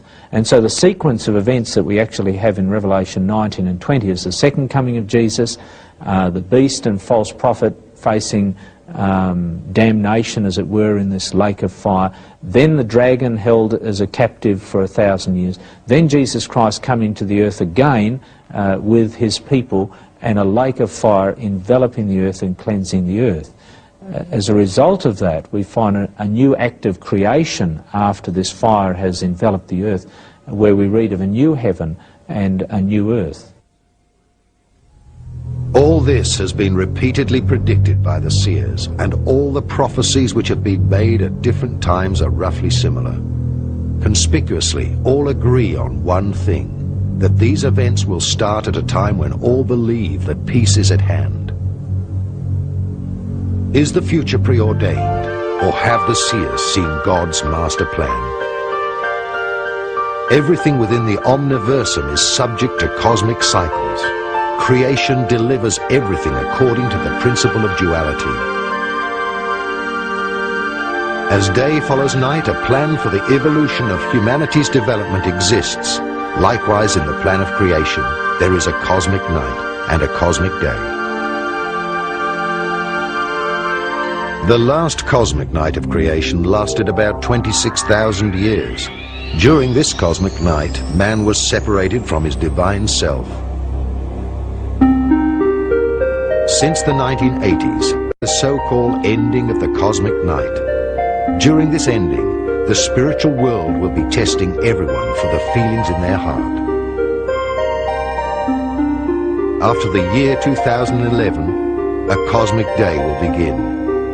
This cosmic day will announce itself with a sudden, incredible light, and humanity will become conscious. The earth will be illuminated, and creation will reveal its completion. The final stone of completion of the four-sided Pyramid of Giza is the symbol for the completion of the process of becoming human. However, the final cornerstone of the fifth dimension, time, is still missing. Consequently, creation will find its completion in the return of the extraterrestrial gardens of evolution through the programming into the fifth dimension.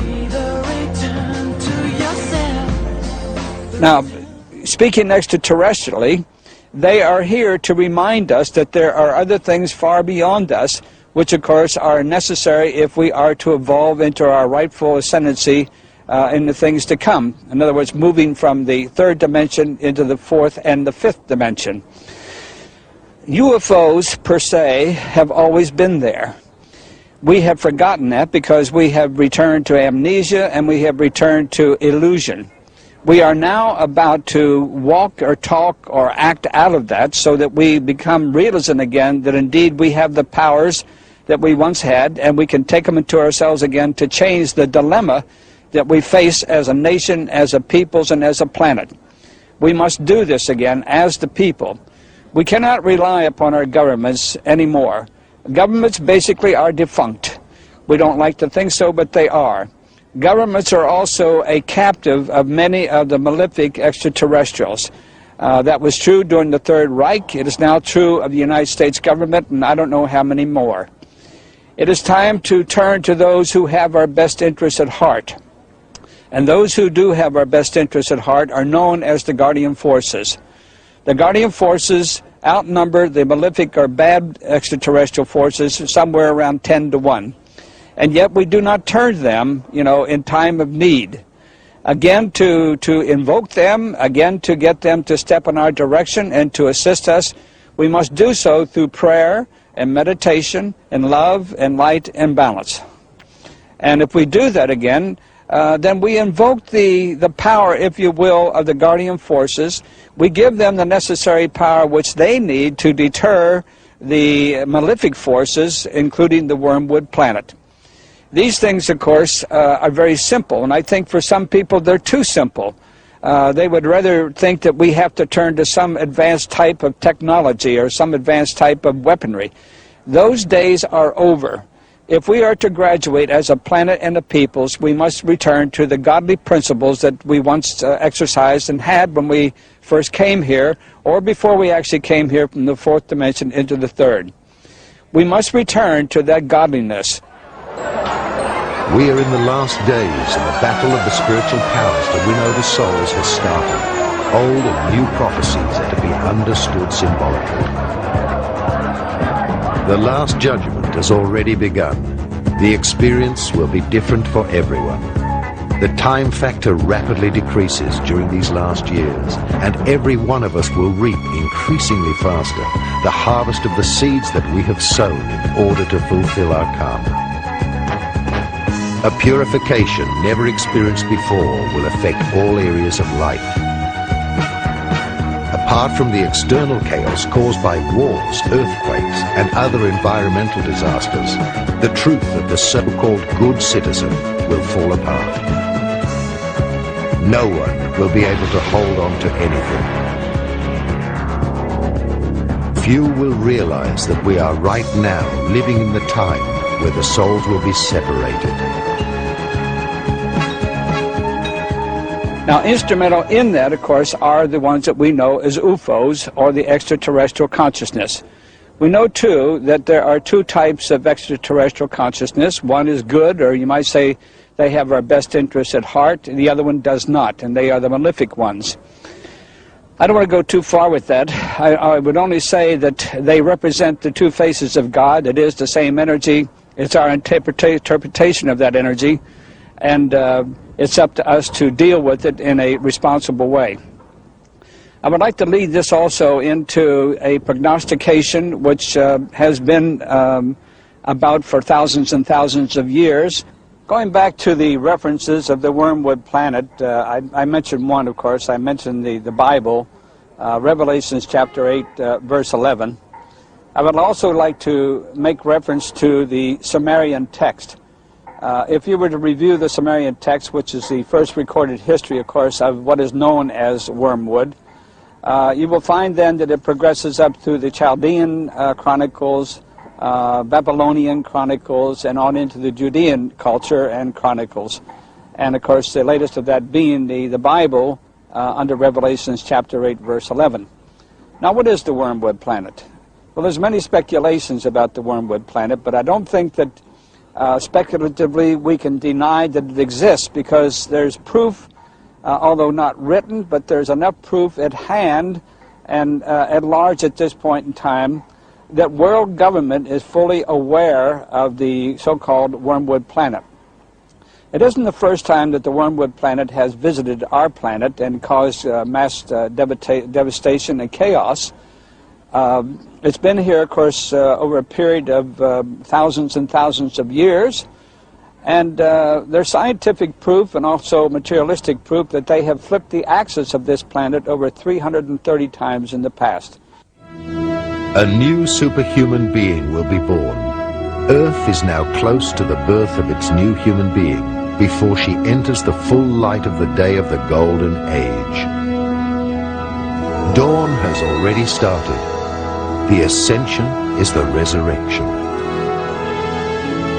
Many are being called, but only a few are chosen to become the seed for the new mankind, because the spirits will soon be separated. The vampires will not survive the harsh light of the new day of creation. The change which the Earth will experience during the purification process by throwing off her ballast will be unbelievable. During this time, when the Earth, groaning, rids itself of the poisons which humans, in their blind ignorance, have inflicted on the planet, it will shake off this burden, and divine grace will help cleanse the lower astral collective body, all three-dimensional structures, with an indescribable fire. The time is near when the Earth will unleash the elements, and the angel of judgment will purify it through fire, water, and earthquakes. During her pain of giving birth, Mother Earth will suffer a near breakdown, which will culminate and end in the burning of all that is inferior. The darkness of this world, the afterbirth, will be burnt, and a new humankind will be born. Before this climax, there will only be two parties left, the three-dimensional and the five-dimensional people, who are able to integrate their light body. On the day X, the spirits will be separated. In the same way that it happened during the days of Noah, it will occur again during the days of the human son. They ate, they drank, they married until that day when Noah entered the ark and the arrival of the flood killed all.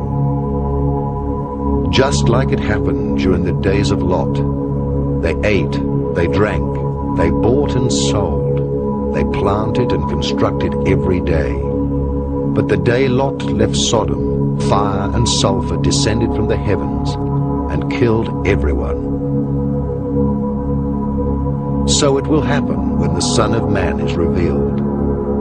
Whoever will be on the roof on that day and leave his coat inside the house should not return downstairs to get it. And whoever is out in the field should not turn back. Just remember Lot's wife. I say unto you, during that night, when a couple will be in bed, one will be taken, the other left behind. Jesus used Noah as an illustration of end times. He indicated that just as it was in the days of Noah with the flood, so at the end of time there would be devastation. And just as the flood cleansed the world of that time of sin, so with the coming of Jesus there will be a flood of fire that will cleanse the earth. One can visit the area of Mount Ararat, which is the area of eastern Turkey. Ararat, of course, covered the area of Armenia, Turkey, some of Iraq, quite a large area. And in the Tenderek Mountains there, across from Agridag, which is the mountain that is usually referred to as Mount Ararat today, there's been quite a bit of focus of attention upon a boat-like shape in recent times. It would indicate at this stage that that is not the Ark of Noah. The Ark of Noah was possibly, if we understand what the gopher wood was, and we don't, but if we go back to the original writings, the Ark of Noah was probably built out of papyrus reed. But this great flood deluged the world of that time and cleansed the earth. And Jesus said, as it was in the days of Noah, so shall it be in the days of the coming of the Son of Man. For the survivors of these events, it will be a new era of peace, of spiritual completion.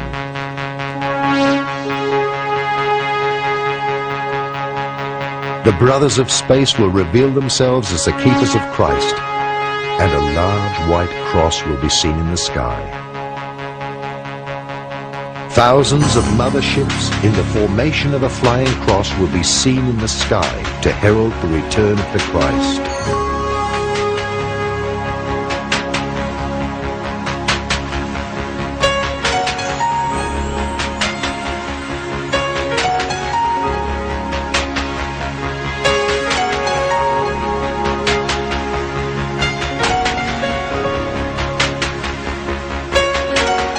For the chosen ones, it will be important to pay attention to their intuition and to their dreams, because the higher self will be sending out impulses ahead of the disasters caused by humanity and triggered by nature, in order to be in the right location at the right time. Earth will be cleansed for the 7th time, and God within us will decide whether we will be the seed for perfected mankind. The Earth's development in the material world can be divided into 7 successive cycles. At present, we are in the last stage of the 7th cycle.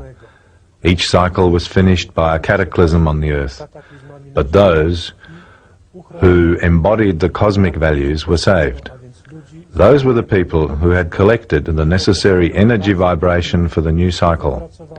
It was always the result of individual experiences.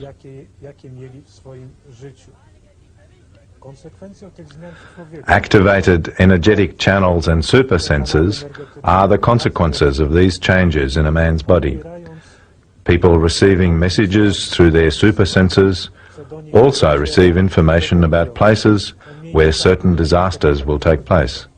It refers to Japan, Great Britain and some European countries. Narażone na pogrążenie się w odmętach wody. Much information we receive during our dreams, when the body is relaxed, calmed, and our intellect and personality do not disturb us. We become open to all impulses which can reach us from the outside. Everything that comes during a dream, which seems to be unreal, in many cases shows us situations which will happen here on Earth. Please pay special attention to your dreams.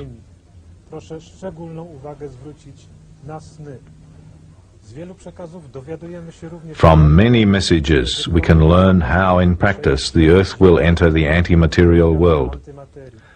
The last material cycle finishes in the 80s and 90s, so we are just in the center of the universe. We are entering the antimatter. The Earth will move differently in the antimaterial side than at the moment. This movement will have a shape of the number 8, rotating not around the Sun, but at first around 2 energetic centers. One of them will be the Sun, and the second will be Saturn. The rest of the planets will also rotate in the way of the number 8 shape, around the centers mentioned before. The coming years will decide how we will experience the external changes. We have the choice either to face the events in fear or to see the cataclysmic conditions of the prophecies of the apocalypse as a necessary renewal of mankind. Because it is up to us how we view the purification. Mother Earth itself will try to awaken us as softly as possible when she gets her planetary contractions for the birth of a more conscious humanity. The world has received many warnings from saints, extraterrestrials, and prophets. The world has been given many signs.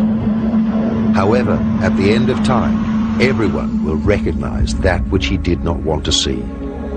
At the time of the ascension, it will be up to us to realize that 1/3 of the air, 1/3 of the water, 1/3 of the flora and fauna, and 1/3 of mankind has left the planet, as indicated in various apocalyptic prophecies. A smooth transition would occur if the light workers and humans, through liberation of their active love, and through the call for divine grace, and if millions of people were willing to work on themselves in order to participate in a mass ascension. This would weaken the global events and divert the karmic release more towards the individual human beings.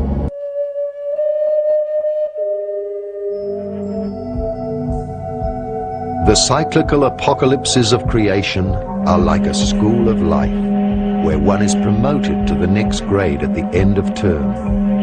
A certain percentage of mankind is not capable of ascending to the next grade because of a lack of preparation. After their present lifetime, they are going on vacation for a long recovery in the astral world. After a good recovery, the souls repeat the failed school year on other planets and then move on to new cycles of incarnations. The positive and the negative on this planet are continuously strengthening. We receive daily news of earthquakes from around the planet, flood disasters, volcanic eruptions, well over 100 war zones, and many massacres are causing new famines, misery, and new migrations of nations. We are receiving daily news of new environmental disasters. The ozone hole spreads out at a frantic pace. The jungles which represent the lungs of the earth are being cut down globally. The loss of trees through environmental destruction is escalating. The greenhouse effect and the Earth's temperature are increasing globally. Thus the climatic zones are shifting so fast that we can already observe the change. Snow is falling in areas where there has not been any before, and elsewhere it is warming up in areas where it used to be cold. The ecological balance has already been disturbed to such a degree that thousands of species of animals and plants have already apparently disappeared from this planet forever. Other species are in plague proportions, as happened in ancient Egypt. We seem to be suffocating in our own rubbish and poison dumps. Millions of people are infected with new and apparently incurable diseases. Raw materials seem to be exhausted, and the Earth is experiencing a population explosion. Yes, I've been working for a number of years on future progressions. This work culminated in the book Mass Streams of the Future, in German Zukunftsvisionen der Menschheit, and the method that was used was started by Dr. Helen Wambach to take people into past lives. It's a light trance state used in groups where we would then ask very ordinary questions of people once they were taken into a specific future time period. The numbers of people that we worked with were over 2,500, and actually in the book we have results from about 500 out of that group.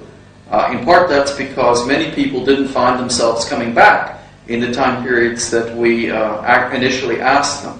This was one of the first and rather surprising results of our research, that so few people found themselves coming back to the earth or to the material plane at the time of a couple hundred years from now. The fact that there are so few people that seem to come back in the time periods that we've worked with could lead one to believe that there might be something like an apocalypse in the future. However, I think that it's a question of a choice that we have in this matter, and possibly it's not the kind of apocalypse people might be thinking of. There are many conditions that could lead to a drop in the population. For example, we could have some worse plagues or worse illnesses than the ones we've already had. We could have, of course, atomic war, or we could have natural catastrophes that might also occur, or some combination of these. I'm not sure that anyone can answer, will there be exactly an apocalypse, but certainly the data that comes out does indicate that there will be great changes taking place. The world is becoming more hectic. Everything is about survival. Money, power, addictions, and distractions have become the companions of mankind. Some secret organizations want to gain absolute control over humanity. Religions are calling for a holy war against dissentient brothers. During a dark age, the human mind is directed towards materialism. The negative attributes of his ego are fear, guilt, control, calculation, envy, security, dominance, pride, arrogance, manipulation, and striving for power. His helpers are the present, exclusively materialistic social systems. Unlimited growth is like a cancer of mankind within the planetary organism called Earth. Fear for jobs, fear for supplies, fear of diseases. Fear seems to be the prime motivation of all social life.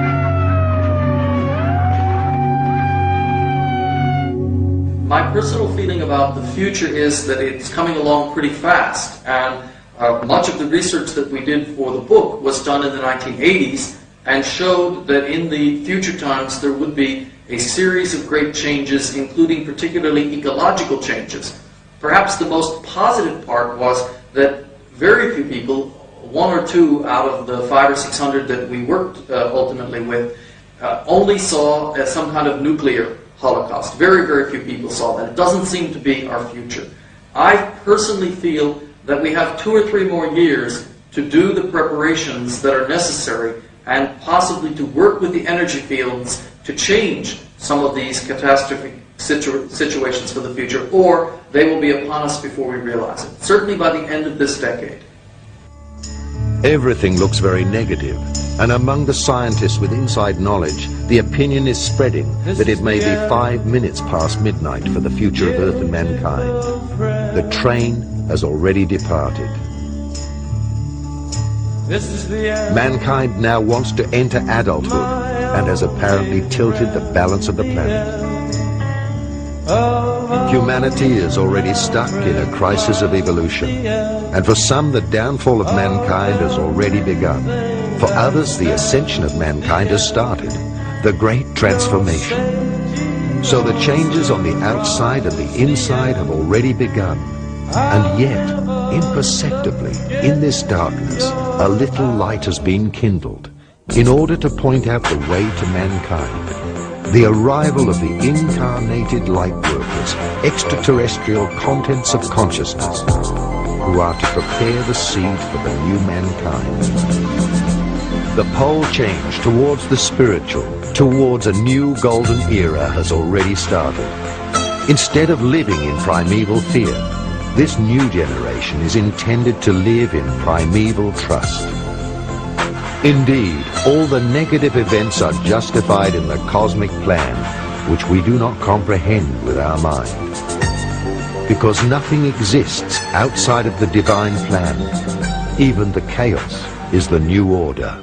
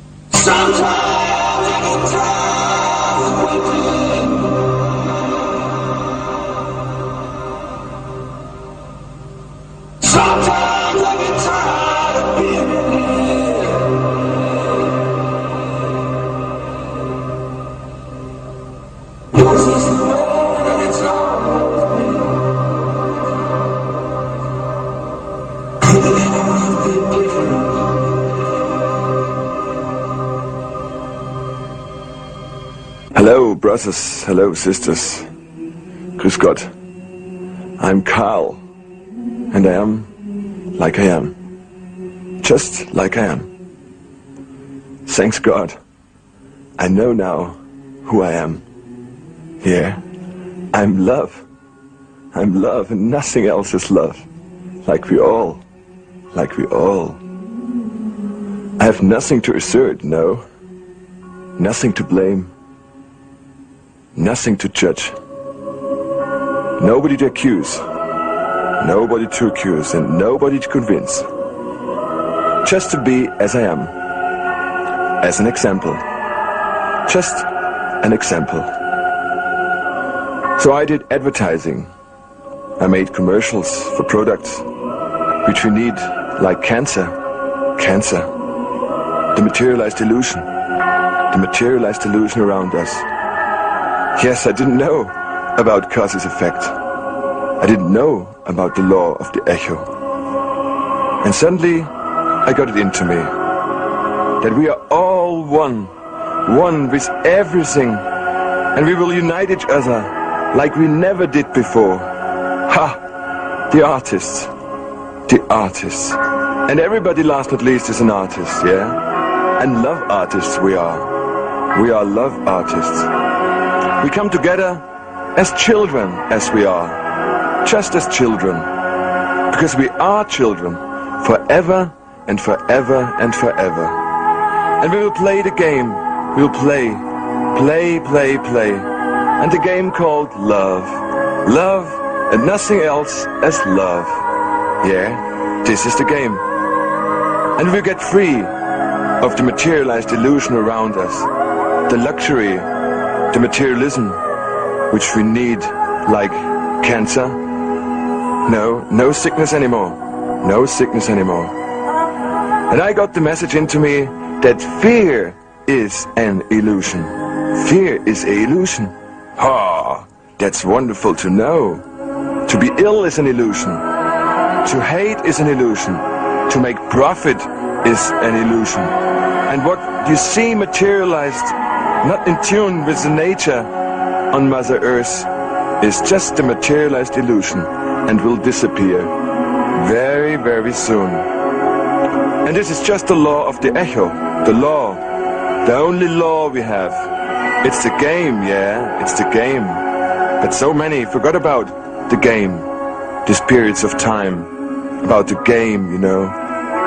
So we played war, one after the other.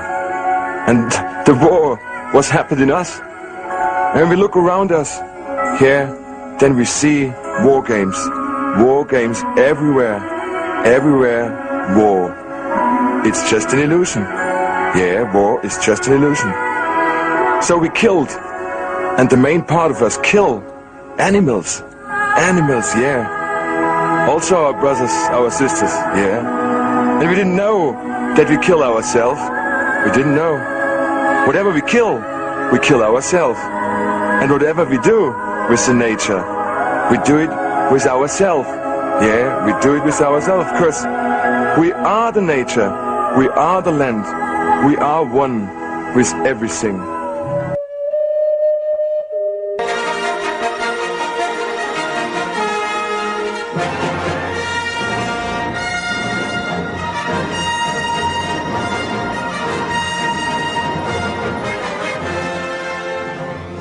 Old prophecies tell that at the end of the Dark Age, the keepers of the higher evolution, extraterrestrials of the Galactic Confederation, will return to Earth in their lightships in order to supervise the process of ascension. After humanity moved into the Atomic Age, the keepers descended to Earth and warned the governments about the consequences of atomic war. In 1952, members of the Galactic Confederation met President Eisenhower of the USA, but his hands were tied because the official US government was backed by the world government of the Illuminati, which rejected a military disarmament. I was chosen as the G2 heir for that particular project, which was highly sensitive and classified. And as a result of that, I was in charge of aerial phenomena, you might say. So all aerial phenomena came through the A2, which was the Air Force representative, and the G2, which was the Army representative, myself. One day, we received a Twix from higher headquarters, which was called the 3rd Army Headquarters. Came down to division, and actually Corps first, then the division, and then to us in the Air Force. And it was an emergency cable, or Twix, which simply stated that an unidentified flying object had landed, soft landed in White Sands, New Mexico. The first initial Twix indicated that they had it under observation. They were going to watch it for 24 hours. Hopefully there would be some type of life aboard and they could communicate with it and get on with the possible acceptance of the craft itself. What happened, however, after 24 hours, there was no sign of life. So it was assumed that either the ship was vacant or that the personage who were aboard were all dead. That later proved to be quite accurate and true. Now, after it was assumed that the ETs who were aboard were dead, they then decided they must find a way to get into the craft itself. Now, what happened was that the exterior of the craft signified no way to get into the craft at all. But somebody had the bright idea of probing with a long pole, which we did, and they did.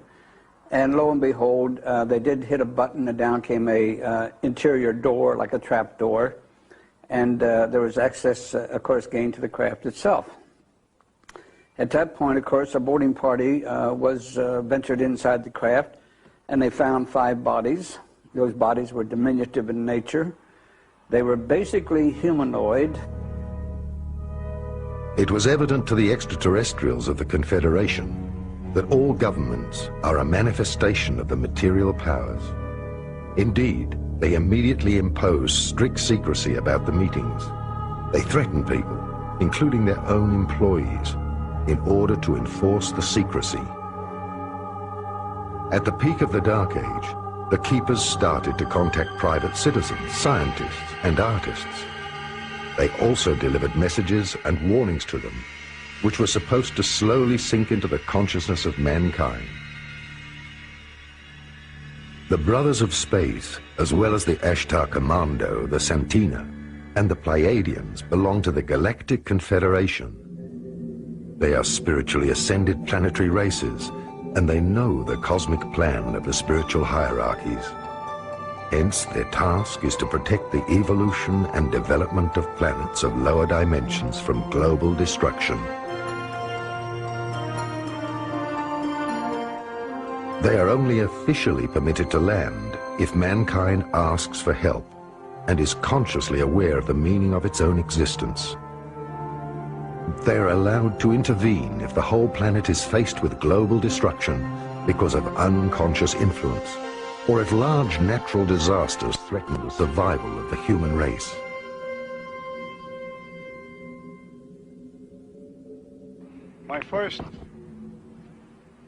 real exciting experience back in High Bridge, New Jersey in 1956, USA, was when a craft come in and beautiful angelic beings came out. They reminded me of angels. In fact, they reminded me of my wife. They came out and they gave me a message of love and peace and compassion, that we should change our consciousness, raise it on this earth to love and compassion.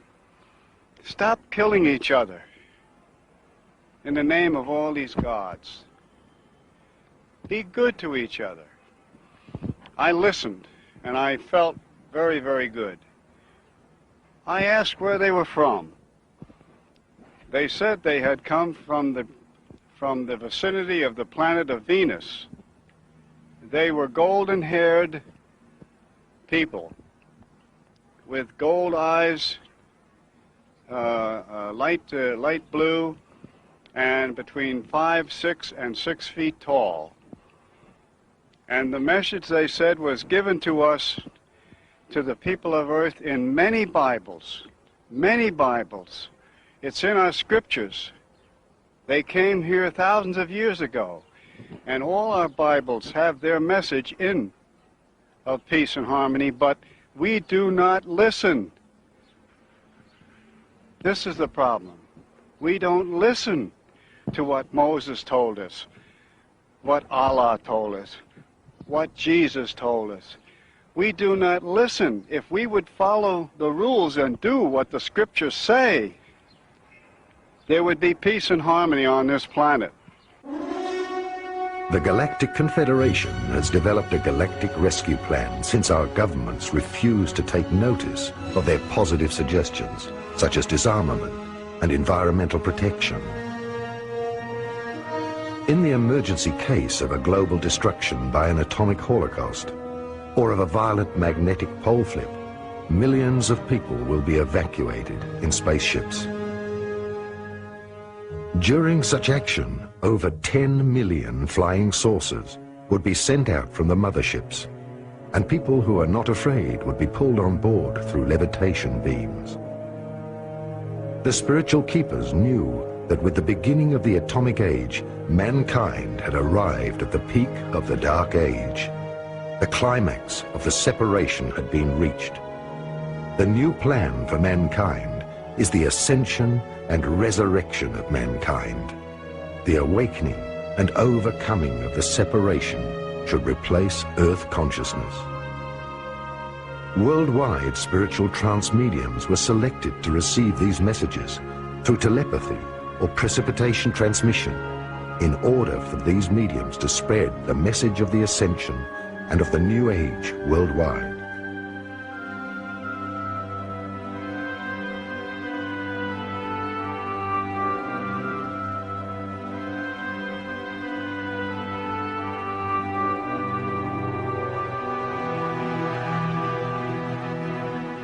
The Pleiadians have always worked through me and around me as a presence.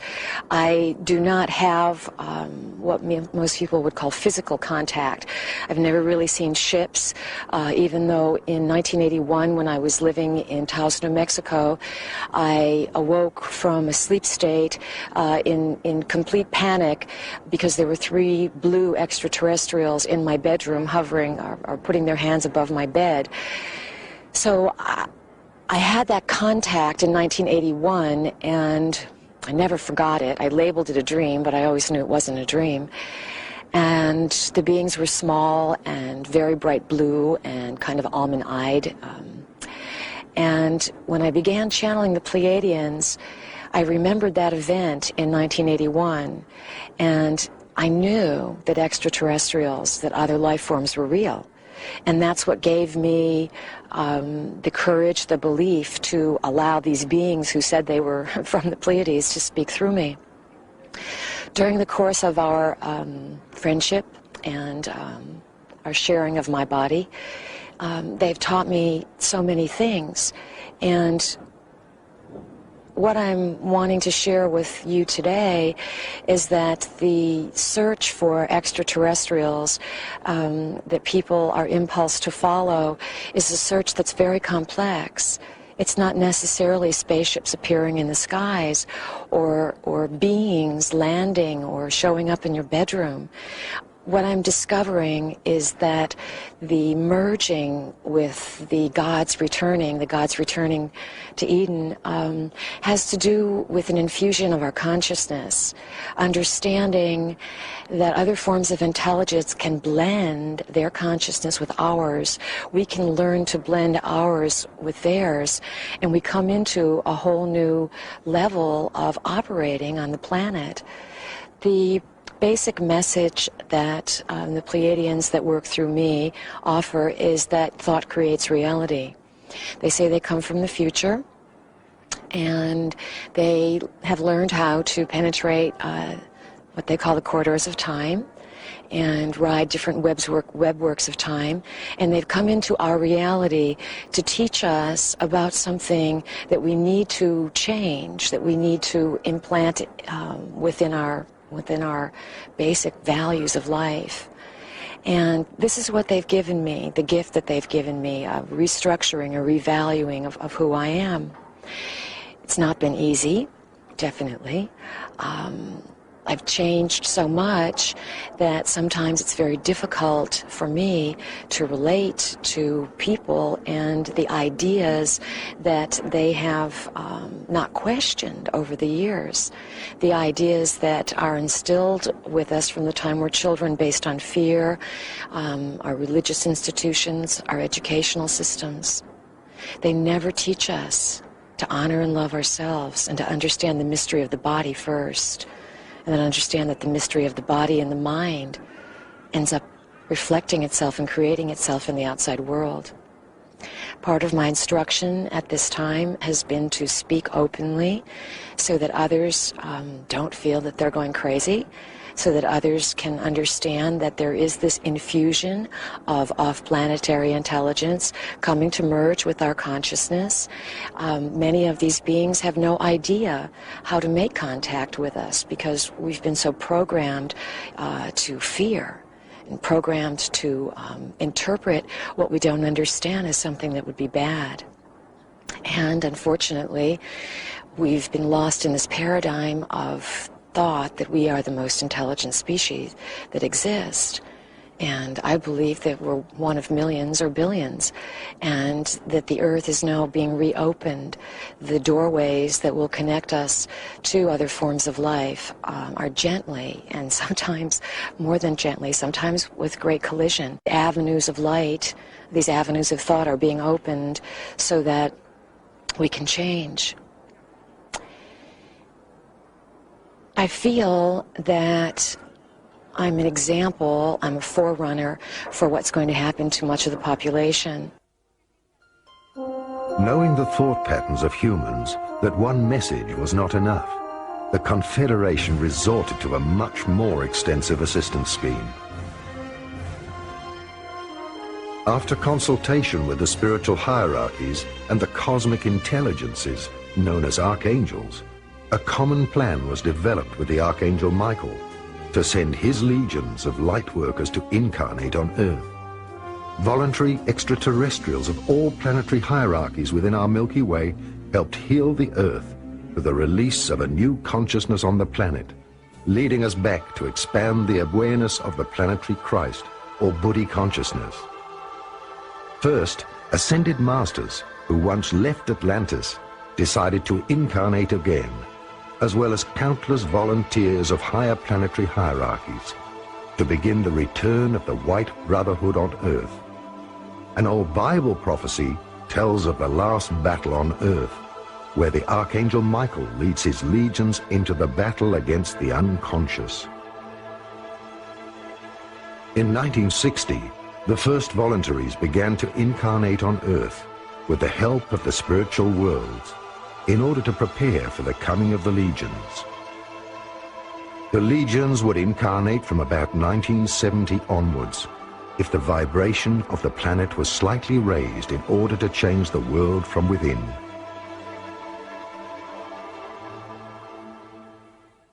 The role of the light workers in this transition upon the planet Earth is quite varied. We all have unique and individual roles. Basically, I think we've come to understand that the new millennium, the golden age, is not going to occur through some angelic force stepping down from heaven, waving a magic wand and transforming the planet. This change will come about through a shift in conscious awareness, through a change in our own individual perception. And many of us are now working to bring this change into fruition. The main commitment that we have now is to simply allow our being to be so perfectly in tune with divine will, with the higher energies, that we are in fact just vessels like the Holy Grail for these energies to flow through and manifest upon this plane. So in other words, I guess all changes come from cleaning up your own backyard and through simply allowing the inner light to really shine forward and forth and trigger that inner light within the hearts of all. Each of the millions of extraterrestrial volunteers who was born here is a specialist in the most diverse areas of science and in the art of living. At a definite point in time, the awakening call went out into the subconscious of these beings who were the unconscious carriers of higher knowledge and vibrations. Healers, therapists, scientists who know about the concept of free energy, light workers, living quantum accelerators are cleaning the earth. They are the teachers who spread the love of life, art and meditation. They are spiritual teachers, warriors of the suppressed truth. All of them, consciously or unconsciously, introduce the new age and raise the frequency of the planet. Many of these people have always felt that a part of them is different. At the time, I had never heard of or read about UFO, and I had an experience on a ski holiday at the Tauchen Lake in Salzburg. I used to pray a lot for people who were about to die, and I comforted people who had a calling in this life. In the evening, I went to bed and I prayed. I cannot even say how this sort of thing happens. Then there were 6 round flying objects, and out of each of these round flying objects shone a beam of light. In that moment, the beam of light intensified, and I was afraid. My fear was so strong that I was paralyzed, but at the same time, I also felt bliss. Then the beam hit my head, through the eyes and the forehead, and it felt like my head was bursting. And again I had a strong pain and a feeling of bliss.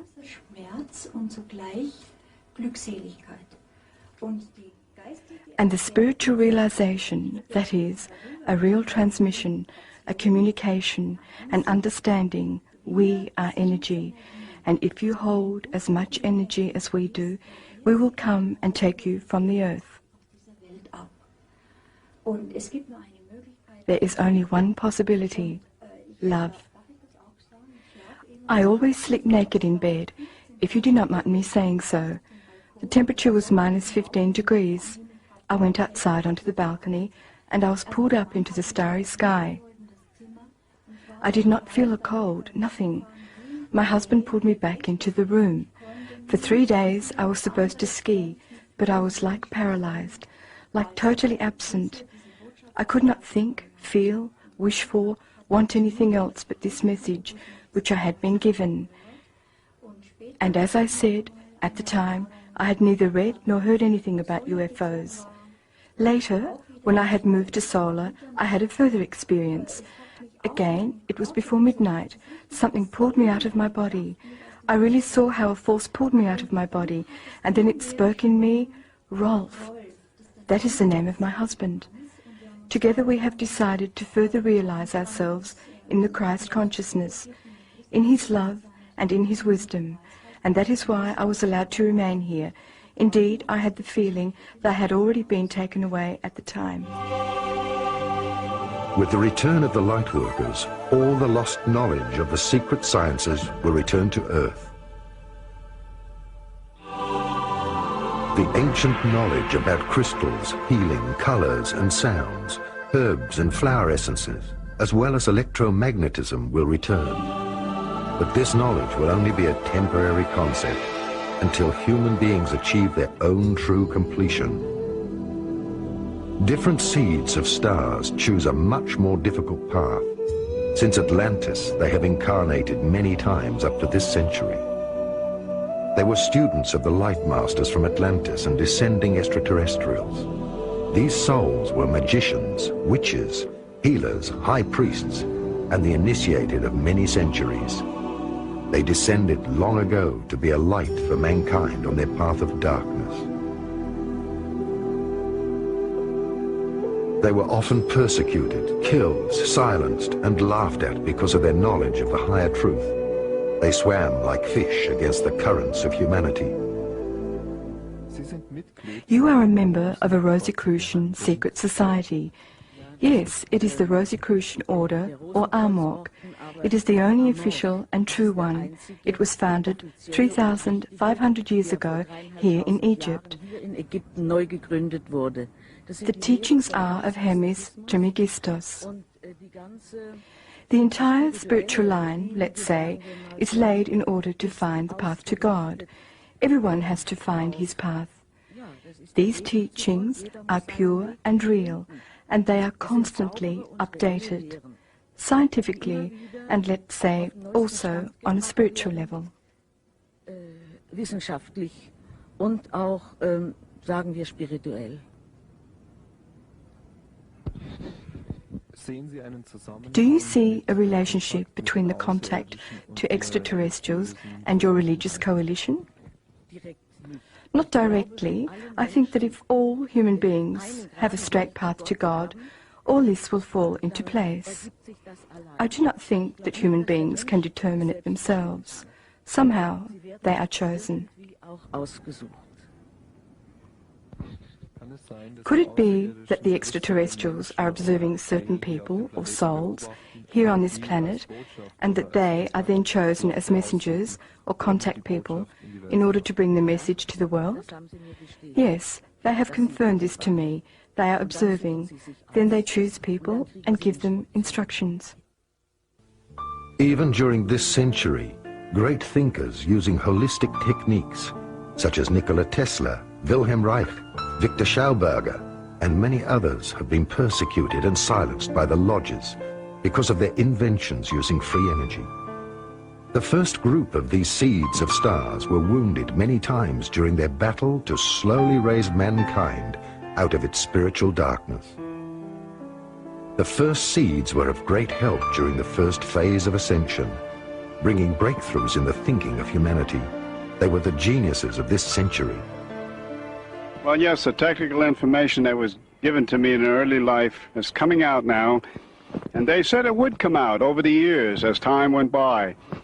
And I'm working on a portable AC-DC power pack, which would be good for all the people. Have plenty of electricity, no problems, and also a large one for a home, 15,000 watt power pack, which would power a home, air conditioning, and everything. Also an we're working on that, and we expect to see some engineers in the near future which will carry a car from one point to another, 3,000 miles without a recharge.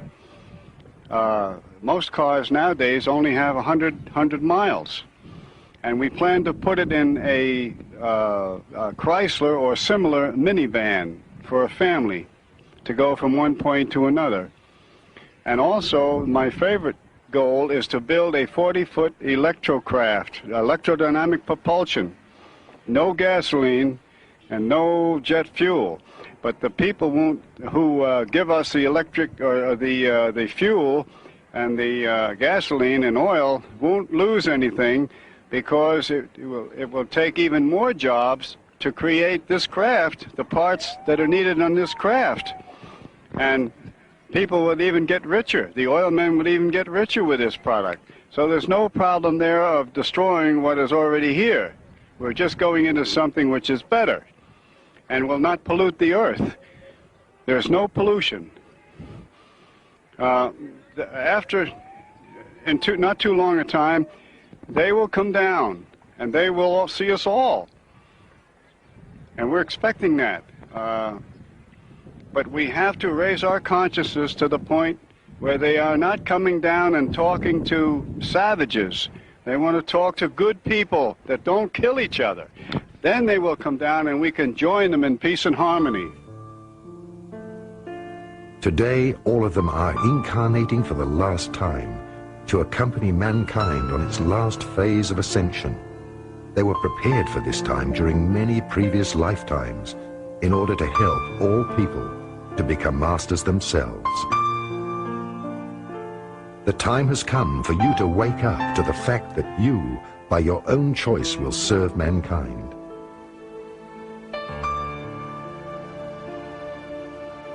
Millions of beings know unconditional love. Thus they will raise vibrations simply by their presence, so that the purification process will start, and spiritually, no stone will be left unturned.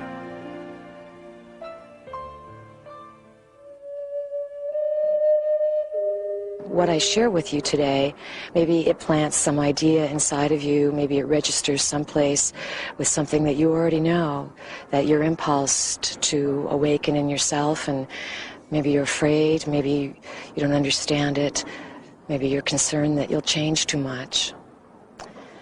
I believe in change, and I believe that the survival of the species and the transformation of the planet involves tremendous change.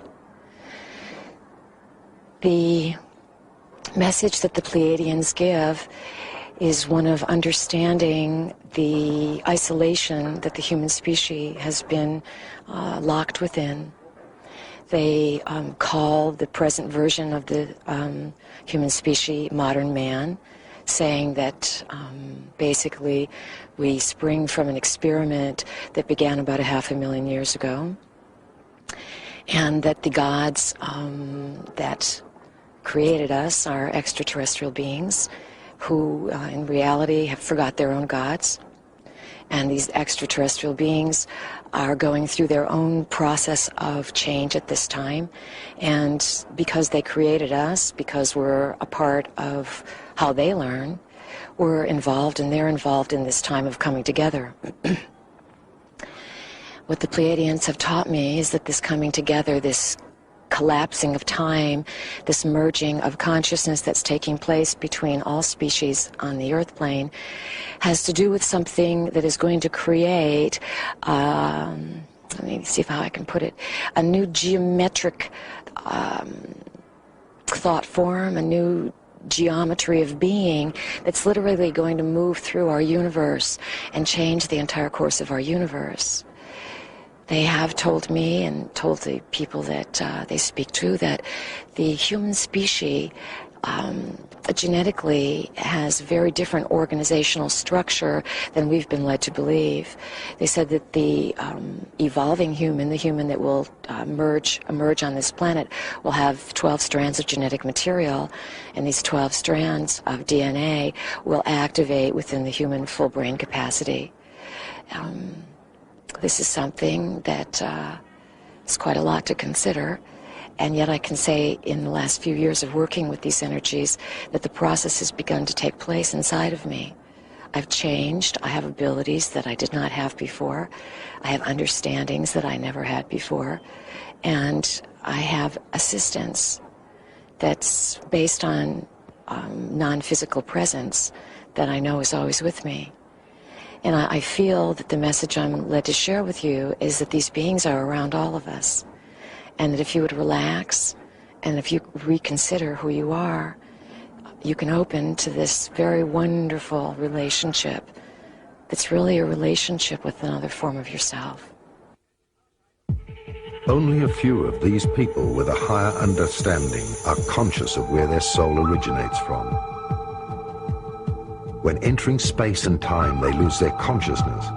By increasing the level of vibration, they will all remember their true identity.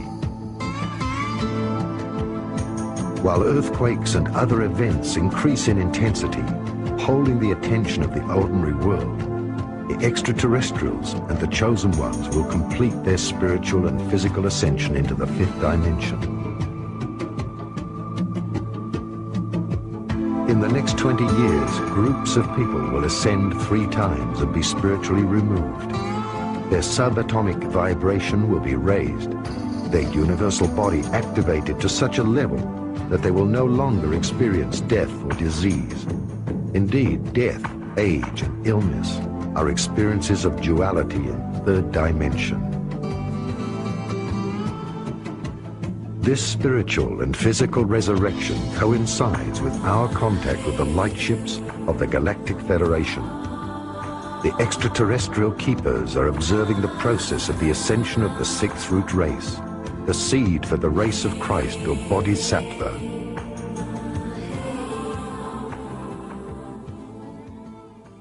I think it's important to understand that the planet Earth is receiving higher energies at this point in her evolution.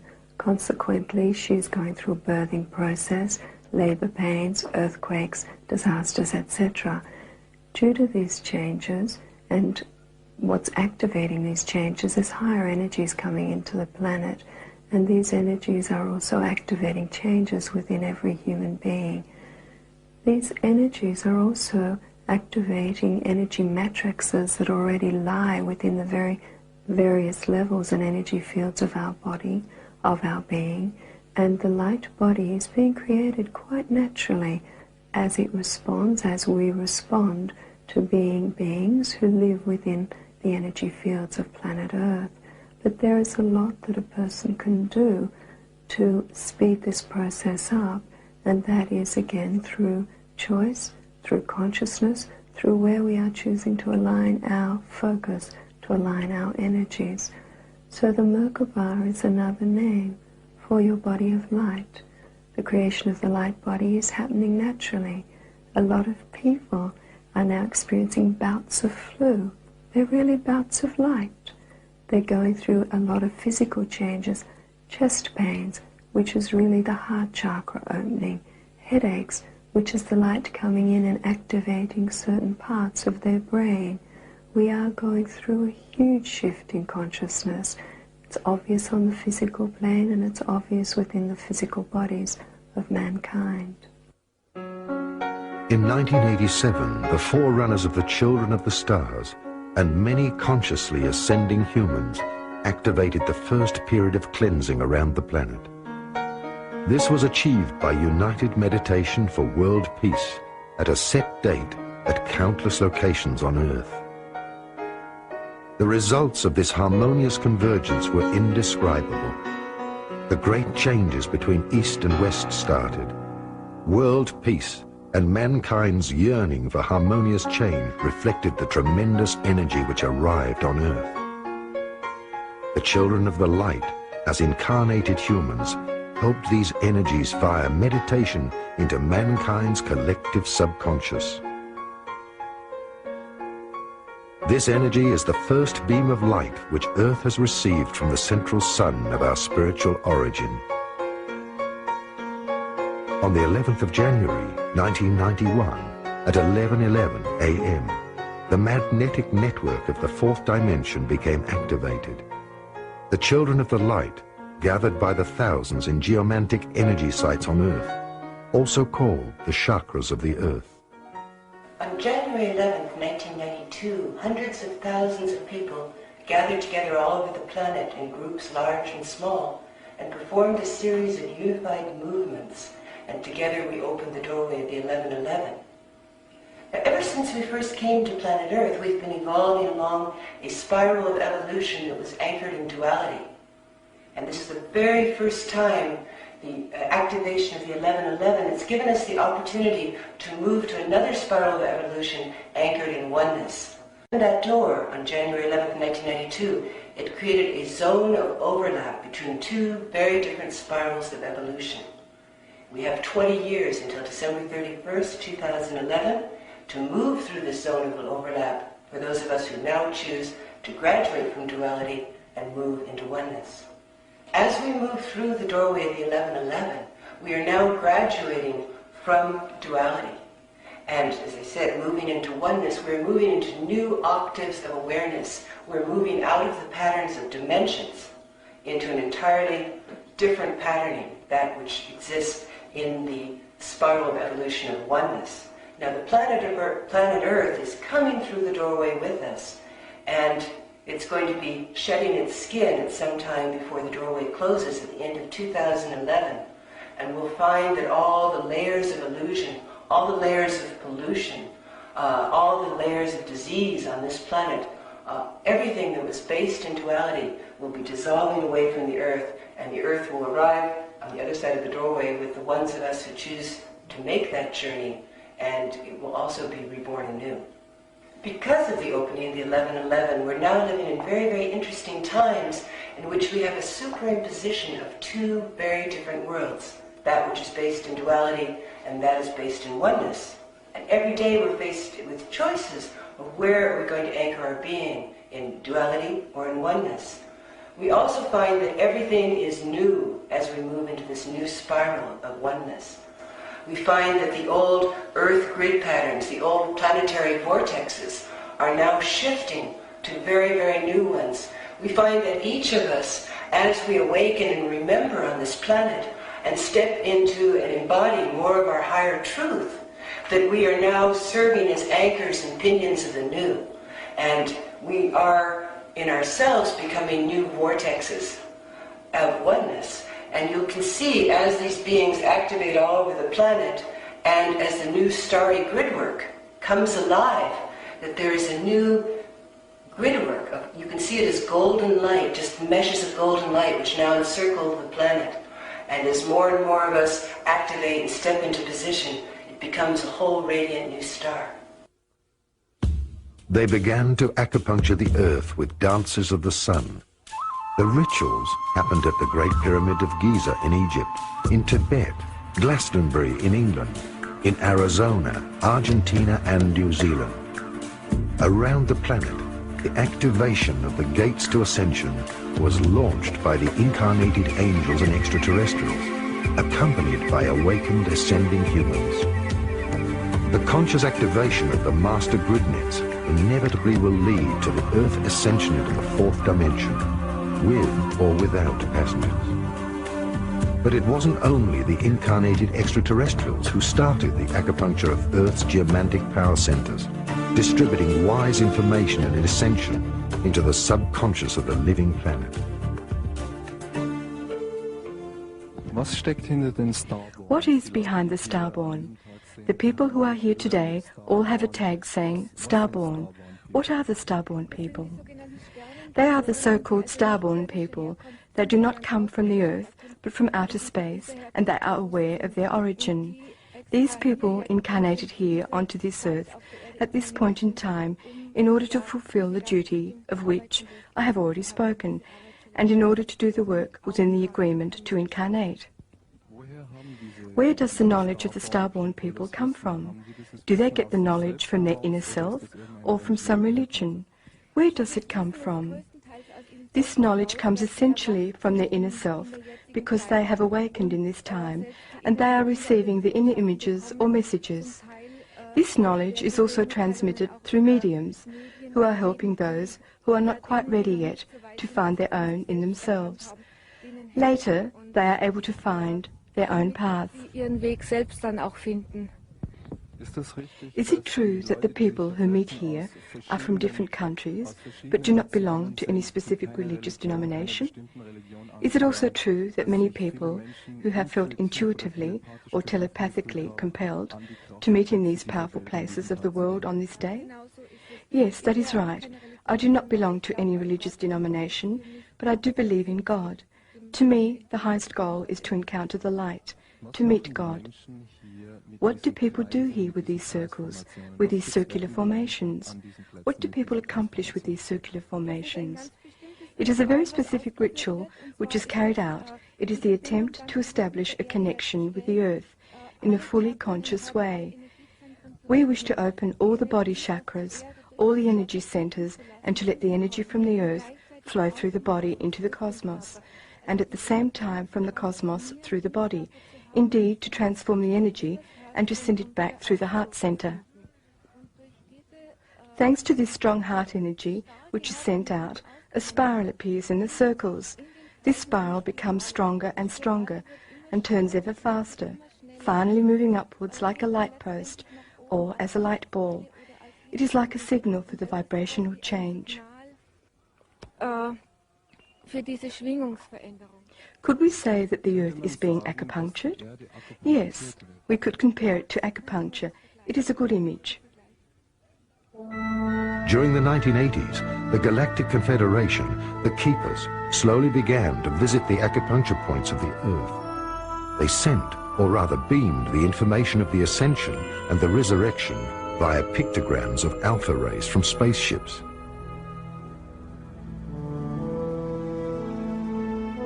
The Keepers send holistic codes into the human subconscious to activate the frequency of the light bodies.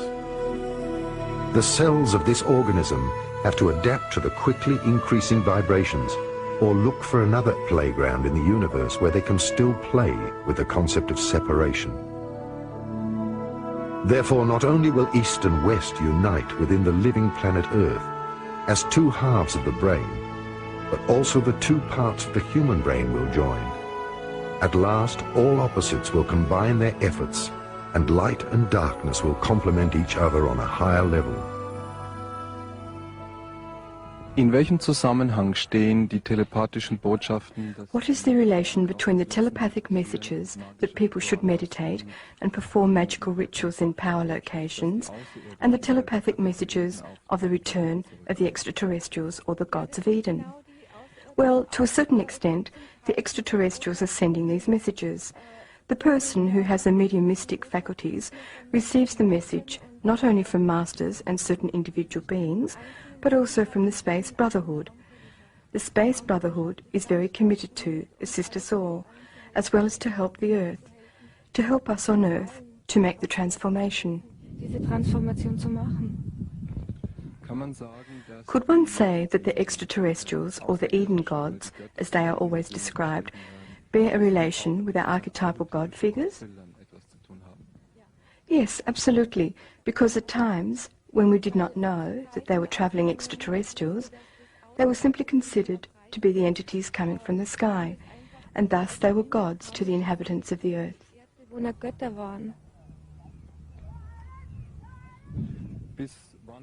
When do you think will the extraterrestrials officially make contact with this planet? It is already happening. It will not be long. The ascent of ancient cultures. Long before our time, other cultures have experienced a collective ascension. During past golden ages of the cosmos, mostly only sun illuminations were possible because the physical immortality and transmutations were not yet possible. Therefore, in the old cosmologies, we can find only descriptions of the bodies of light of the enlightened. People can only be guided towards reaching greater devotion to their inner God through many reincarnations. That way, they increase the vibration of their chakras. The reincarnation is the path of slowly opening up to a new consciousness. Advanced souls, like the masters, were so transparent that one could see a glow around their bodies. This was shown as a halo in old paintings. Opening up to the inner cosmos and increasing frequency was the first step on the way home. Matter increased its vibration frequency on the way home to the light. The heart chakra is actually what I feel is the gateway between the lower and the higher bodies, but we actually have energies that connect us through all the dimensions back to source energies, and these can be experienced by simply aligning them. We have the physical manifestation, which we see as our molecular structure of our body, which is quite dense, but we also exist on many higher, finer frequencies through to source energy. That energy exists within, and the chakras, those energy centers, connect us all the way through to that highest source energy and frequency of being. The heart center is the center through which that divine love flows from the higher dimensions through into the lower bodies. All of our thoughts influence not only the outside world via the magnetic resonance field, otherwise described as our united, universal superbeing, but also our inner microcosmos. Our thoughts, depending on the origin of their level of consciousness, activate the chakras. These in turn determine our density, or physical frequency, which in the end plays a vital role in the hormonal balance and metabolism, as well as in other bodily functions.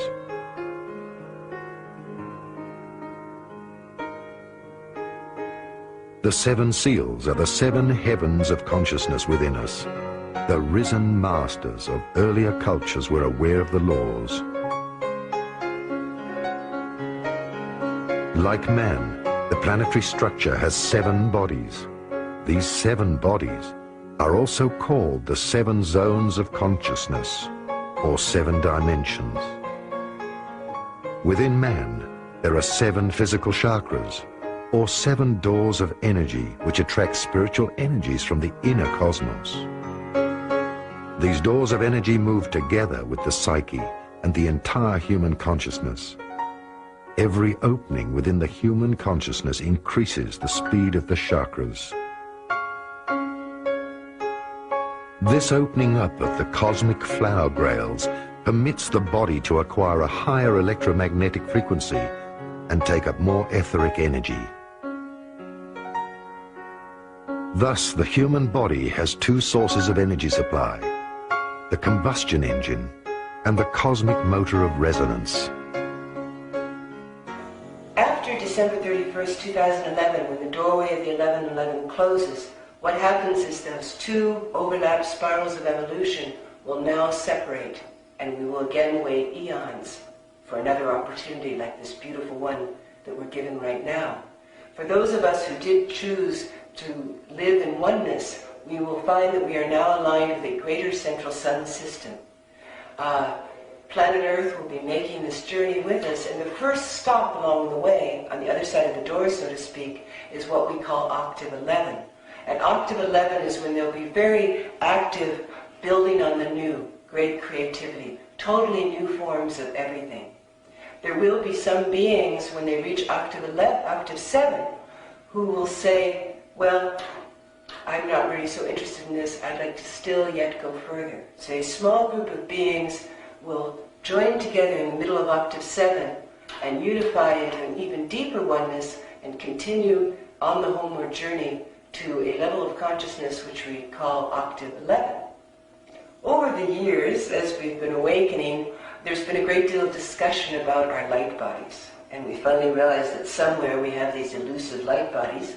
And of course, we've been reading books how to find our light body and doing special practices and exercises and eating certain foods so we can find these elusive parts of our beings. And the big joke, of course, is that we've been wearing our light bodies all along. We have them here. For so long we thought we had this physical body with this little tiny flame of spirit here in our heart.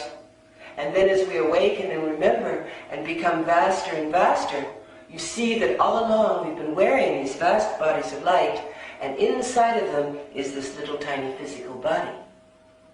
So we're going to be stepping more and more into what we call the invisible. The invisible, the unseen, is going to be seen by us, and that means living our lives more consciously in our bodies of light, bringing it all down all the way through the physical. The masters of ascended cultures knew that the ascension was a gradual widening of consciousness. The higher self helps us with the process of completion. If man keeps on communicating with his cosmic monad and listening to his inner voice or intuition, the person will be reborn in the spirit.